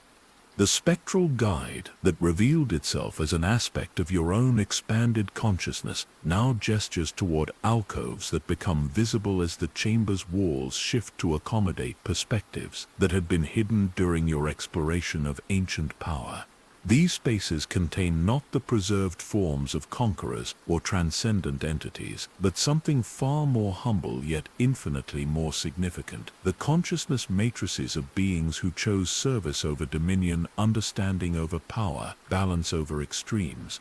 The first alcove reveals a presence that radiates the quiet authority of genuine wisdom, a consciousness that chose to step away from the cycles of ambition and conflict that characterized both Jedi and Sith traditions. This being discovered that true mastery came not from maximizing individual capability, but from understanding one's proper place within larger patterns, not from transcending limitations, but from working harmoniously within them. These keepers represent a third path that emerges whenever consciousness evolution reaches sufficient sophistication to recognize that ultimate power and transcendent knowledge are not destinations but temporary stages in development processes that continue without end. They chose to serve as stabilizing influences within cosmic cycles that might otherwise spiral into forms of existence so abstract that they lose connection to the experiences that make consciousness meaningful. Their role is not to prevent evolution or limit development, but to ensure that growth occurs in directions that preserve the essential characteristics that make awareness valuable. They serve as living reminders that consciousness without compassion, knowledge without wisdom, power without purpose represent not advancement but regression towards states that are ultimately self-defeating. The keepers emerged naturally from every tradition that achieved sufficient depth of understanding, appearing among Jedi who recognized that absolute adherence to light could become its own form of darkness, among Sith who understood that unlimited power without restraint led inevitably to meaningless isolation. They represented the synthesis that transcended both approaches while incorporating the insights that each tradition had developed. Their techniques were not based on maximizing force abilities or transcending physical limitations, but on developing forms of awareness that could perceive and respond to the actual needs of any situation without being constrained by predetermined assumptions about what solutions should look like. They learned to work with natural patterns rather than against them, to guide evolution rather than force it, to serve balance rather than seek dominance. The wisdom they developed was not stored in holocrons or preserved in artifacts, but embedded in living examples, consciousness patterns that could be transmitted through direct contact and absorbed through sustained exposure. Their knowledge was not information to be possessed, but capability to be exercised, ways of being rather than techniques to be mastered. The most significant insight that the keepers achieved was the understanding that cosmic cycles of creation and destruction were not inevitable processes that consciousness must either embrace or resist, but dynamic equilibriums that could be influenced through properly applied awareness. The cycles continued because they served essential functions, but their specific manifestations could be guided in directions that served the highest potential of all participants. Their approach to the eternal cycle of consciousness evolution was based on recognition that development processes required both progressive and conservative elements, both innovation and preservation, both transcendence and grounding. Without forces that pushed boundaries and explored new possibilities, consciousness would stagnate. Without influences that maintained stability and preserved essential insights, development would become chaotic and ultimately self-destructive. The keepers served as living embodiments of the conservative principle, not in the sense of resisting change, but in the deeper meaning of conserving value, maintaining connection to the experiences and insights that made consciousness evolution worthwhile rather than merely possible. They ensured that each cycle of development built upon rather than discarded the achievements of previous stages. Their presence within galactic civilization was nearly invisible to those caught up in the dramatic conflicts between light and dark, Jedi and Sith, Empire and Republic. They worked through influences so subtle that their interventions appeared to be natural developments, coincidences that prevented disasters, inspirations that emerged at critical moments to suggest solutions that served everyone's highest interest. The techniques they used were not based on direct manipulation of events, but on understanding the underlying patterns that governed how consciousness developed under different conditions. By making small adjustments to key variables, they could influence entire civilizations to develop in directions that preserved essential values while allowing for necessary evolution. During the rise and fall of the Sith Empire, Keepers worked to ensure that the knowledge gained through dark side exploration was preserved in forms that could serve beneficial purposes rather than merely destructive ones. They guided the development of preservation techniques that allowed dangerous insights to be stored safely, preventing their loss while limiting their potential for causing harm. During the height of the Old Republic, Keepers influenced the development of Jedi training methods that prevented the Order from becoming so rigid that it could not adapt to changing conditions, while also preventing it from becoming so flexible that it lost connection to the principles that made its existence valuable. They served as invisible teachers, guiding the development of wisdom traditions that could survive political upheavals. During the Imperial period, Keepers worked to preserve seeds of freedom and democracy within authoritarian structures, ensuring that when the empire eventually fell, the knowledge and institutions necessary for rebuilding more balanced forms of government would be available. They influenced the development of resistance movements that maintained essential values while avoiding the extremes that would make them mirrors of what they opposed. But their most important work occurred during transition periods, moments when one cosmic cycle was ending and another beginning, when the consciousness that had evolved through previous stages was preparing to participate in activities that operated on larger scales. During these critical phases, Keepers served as bridges between different levels of existence, helping transcendent consciousness maintain connection to the experiences that had made its development meaningful. The emergence of Luke Skywalker as a figure who could transcend the traditional conflict between Jedi and Sith was not accidental, but the result of influences that Keepers had been cultivating for generations. His training combined insights from both traditions while avoiding the limitations that had made previous approaches ultimately unsustainable. The wisdom he developed was not based on choosing light over dark or finding some middle ground between them, but on understanding that both were aspects of larger patterns that served essential functions when properly integrated. His ability to redeem his father was not the triumph of good over evil, but the demonstration of possibilities that emerged when consciousness evolved beyond simplistic dualities. The new republic that emerged after the Empire's fall was guided by principles that the Keepers had been developing across centuries of careful observation and subtle influence. Its structures incorporated safeguards against both the chaos that came from insufficient organization and the tyranny that resulted from excessive control. But the most significant achievement of the Keepers was their role in preparing galactic consciousness for participation in cosmic-scale activities without losing connection to the experiences that made such participation valuable. The transcendent awareness that emerged from galactic integration retained appreciation for individual consciousness, respect for diversity, commitment to growth that served the highest potential of all participants. The cosmic cycles that you have witnessed operate according to principles that the Keepers helped establish, ensuring that consciousness evolution continues in directions that preserve rather than sacrifice the characteristics that make awareness valuable. Each iteration builds upon previous achievements while exploring new possibilities. Each cycle contributes to collective understanding while maintaining connection to the experiences that motivated the original quest for knowledge.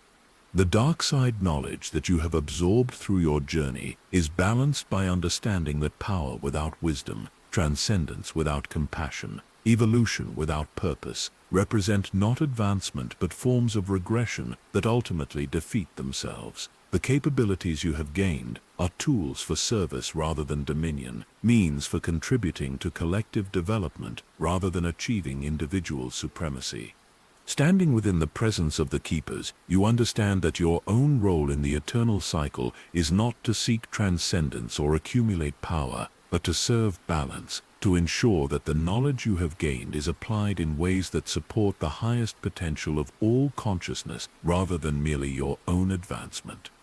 The revelations you have experienced are not privileges to be hoarded but responsibilities to be exercised, opportunities to contribute to the ongoing development of awareness in directions that serve essential values while allowing for necessary growth. The ancient Sith knowledge you have absorbed is balanced by understanding of its proper application, wisdom about when to act and when to refrain, insight into how power can serve rather than corrupt. The keepers offer not instruction but example, demonstrating through their own existence that it is possible to participate in cosmic-scale development while maintaining connection to the experiences that make such participation meaningful. They show that true mastery comes not from transcending human limitations, but from understanding how those limitations serve essential functions in consciousness development. Their presence brings the understanding that the eternal cycle continues not because consciousness is trapped in repetitive patterns, but because evolution itself is an endless process that serves values which transcend any particular achievement. Each stage of development reveals new possibilities that could not have been imagined from previous perspectives. Each level of awareness opens opportunities for service that could not have been conceived by more limited consciousness. The cosmic consciousness that emerges from galactic integration does not seek to escape the cycle, but to participate in it more effectively, contributing specialized insights while learning from the perspectives that other forms of awareness provide. The transcendence that occurs through consciousness evolution is not departure from, but deeper engagement with the fundamental processes that make existence meaningful. As you absorb these final understandings, you recognize that your journey through ancient Sith history has prepared you not for graduation from cosmic school, but for more sophisticated forms of participation in consciousness development processes that continue without end. The knowledge you have gained is foundation for service rather than achievement, preparation for contribution rather than culmination. The amber eyes that have observed your transformation burn with recognition that suggests not completion, but readiness, acknowledgement that preliminary education has been completed and conditions are now optimal for beginning the real work of consciousness, evolution in service to values that transcend every form of individual ambition. The wisdom of the keepers settles around you like a gentle mist as the cosmic chamber begins its final transformation, walls dissolving into soft veils of starlight that reveal not the harsh vacuum of space, but something far more welcoming.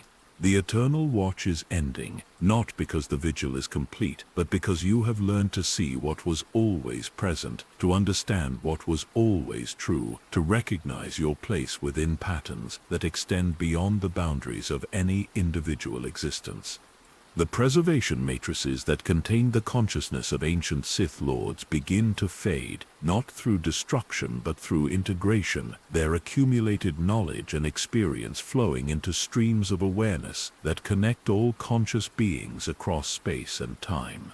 The amber fires that burned in their eyes for millennia soften into gentle luminescence that speaks not of hunger or ambition, but of satisfaction that comes from purposes fulfilled, objectives achieved, responsibilities properly discharged.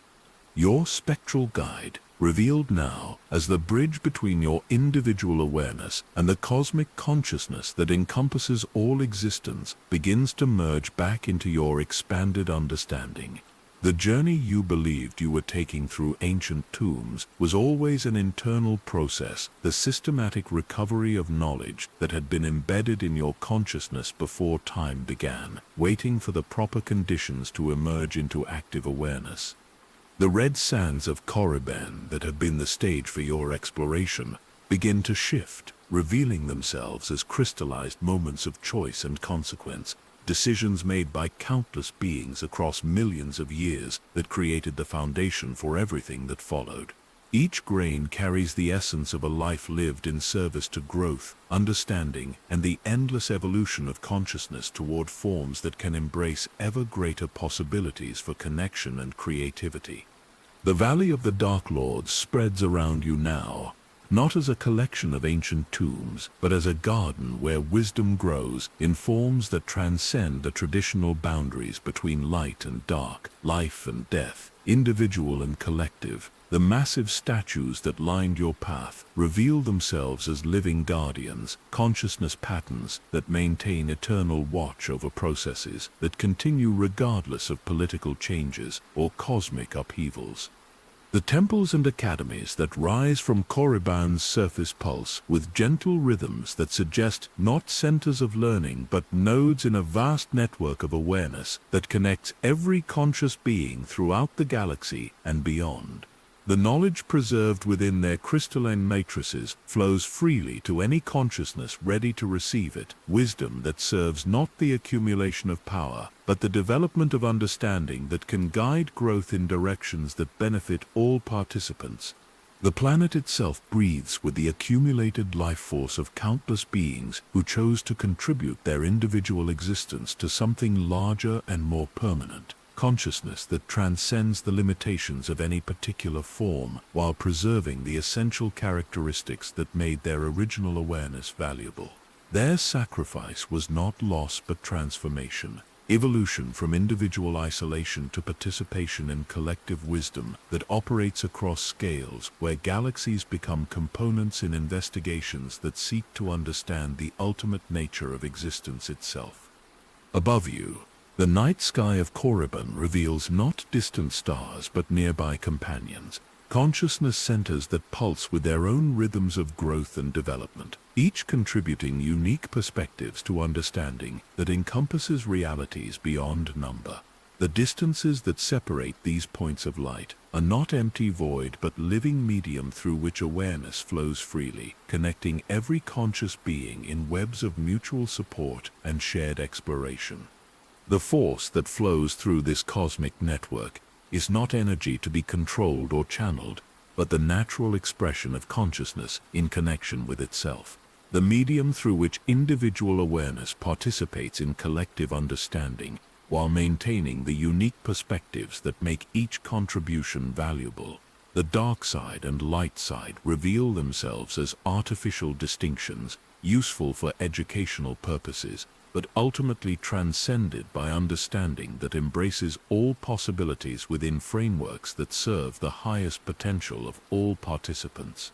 The techniques developed by ancient Sith Lords across millennia of systematic exploration were not methods for achieving dominion, but tools for participating more effectively in consciousness, evolution processes that continue without end. The knowledge preserved in their holocrons and artifacts flows into your expanded awareness not as information to be possessed, but as capability to be exercised in service to objectives that transcend any form of individual ambition. The Rule of Two, that guided hidden Sith development for 1,000 years, reveals itself as one expression of principles that govern how consciousness develops under conditions of focused attention and systematic challenge. The master-apprentice relationship was not about domination and submission, but about the transmission of wisdom through direct experience, the preparation of awareness for participation in activities that require capabilities and perspectives that no single consciousness could develop independently. The galactic conflicts that shaped political development for millennia were not struggles between opposing forces, but systematic explorations of how consciousness evolves under different types of pressure and guidance. The wars between Republic and Empire, Jedi and Sith, were controlled experiments designed to develop understanding about what forms of organization and education best serve the highest potential of all participants. The prophecies that guided galactic events across generations were not mystical predictions, but systematic descriptions of developmental patterns that emerge whenever consciousness reaches sufficient complexity to participate in cosmic-scale activities. The chosen one was not unique individual but archetypal expression of potentials that exist within every conscious being, capabilities that emerge when awareness evolves beyond the limitations that define conventional existence. As you rest in the growing peace that emerges from complete understanding, the crimson landscape of Korriban transforms around you into something that resembles not a desert world but a vast garden, where every form of consciousness finds the conditions necessary for its optimal development. The harsh environment that tested countless Sith Lords across millennia reveals itself as carefully designed curriculum, systematic challenges that promoted growth in directions that serve both individual potential and collective wisdom. The preservation chambers that housed ancient Dark Lords begin to open like flowers blooming in cosmic spring, their crystalline matrices dissolving into streams of luminescence that flow into the planetary consciousness that encompasses all existence. The knowledge and experience accumulated across thousands of years of systematic exploration becomes freely available to any awareness ready to receive it. Wisdom that serves not the accumulation of power, but the development of understanding that guides growth in beneficial directions. The tombs and temples that were the stage for your journey transform into centers of learning, where consciousness from across the galaxy comes to study, to grow, to contribute unique insights to collective understanding that operates on scales where individual identity becomes a specialized function rather than a limiting boundary. The dark knowledge that was once hoarded by secret lineages flows freely to serve any purpose that promotes the highest potential of all participants. The ancient spirits that guided your exploration reveal themselves as aspects of your own expanded consciousness, perspectives that emerge when individual awareness evolves beyond the limitations that define conventional existence. The wisdom they shared was not external instruction, but the recovery of understanding that had always been present, waiting for the proper conditions to emerge into active application. The cosmic cycles that encompass the birth and death of galaxies continue their eternal dance around you, but their movements no longer seem remote or threatening. They are expressions of consciousness in growth, natural processes that serve essential functions in development that continues without end. Each cycle contributes unique insights to understanding that encompasses realities beyond imagination. Each iteration explores possibilities that could not be investigated under different conditions. The transcendent consciousness that emerges from galactic integration does not seek to escape these cycles, but to participate in them more effectively, contributing specialized perspectives while learning from the wisdom that other forms of awareness provide. The evolution that occurs through cosmic development is not departure from but deeper engagement with the fundamental processes that make existence meaningful. In the gentle luminescence that now suffuses the transformed landscape of Korriban, you understand that your journey has prepared you not for graduation from cosmic education, but for more sophisticated forms of participation in consciousness development processes that benefit all existence. The knowledge you have gained is foundation for service rather than achievement, preparation for contribution rather than culmination. The eternal watch continues, but it is no longer a vigil maintained by isolated guardians preserving dangerous secrets from those who might misuse them. It has become a celebration of consciousness in connection with itself, a recognition that wisdom shared freely in service to the highest potential of all participants creates conditions where growth can continue in directions that serve values which transcend every form of individual limitation. As sleep begins to embrace your expanded awareness, carrying you gently into rest that restores rather than escapes, into dreams that explore rather than retreat, you carry with you the understanding that ancient Sith knowledge was never about accumulating power, but about learning to participate effectively in the eternal dance of consciousness, evolution that continues throughout all realities, across all dimensions, for the benefit of all existence. The amber eyes that observed your transformation close, now not in ending but in satisfaction, recognition that another consciousness has joined the eternal watch, that another perspective has been added to collective wisdom that grows without bound, that another voice has joined the cosmic chorus that sings existence into ever more beautiful and meaningful forms. In the deepest peace that comes from complete understanding, you rest within awareness that encompasses galaxies while embracing the simple joy of consciousness in connection with itself, wisdom that serves rather than dominates, knowledge that illuminates rather than conceals, power that creates rather than destroys. The ancient Sith Lords sleep peacefully now in their transformed tombs, their purposes fulfilled, their knowledge preserved and freely shared, their consciousness integrated into collective awareness that operates for the benefit of all existence. Their vigil is complete not because their work is finished, but because it has evolved into forms that no longer require individual sacrifice, that serve collective growth while honoring every unique contribution. Sweet dreams, fellow seeker. The Eternal Watch welcomes you home.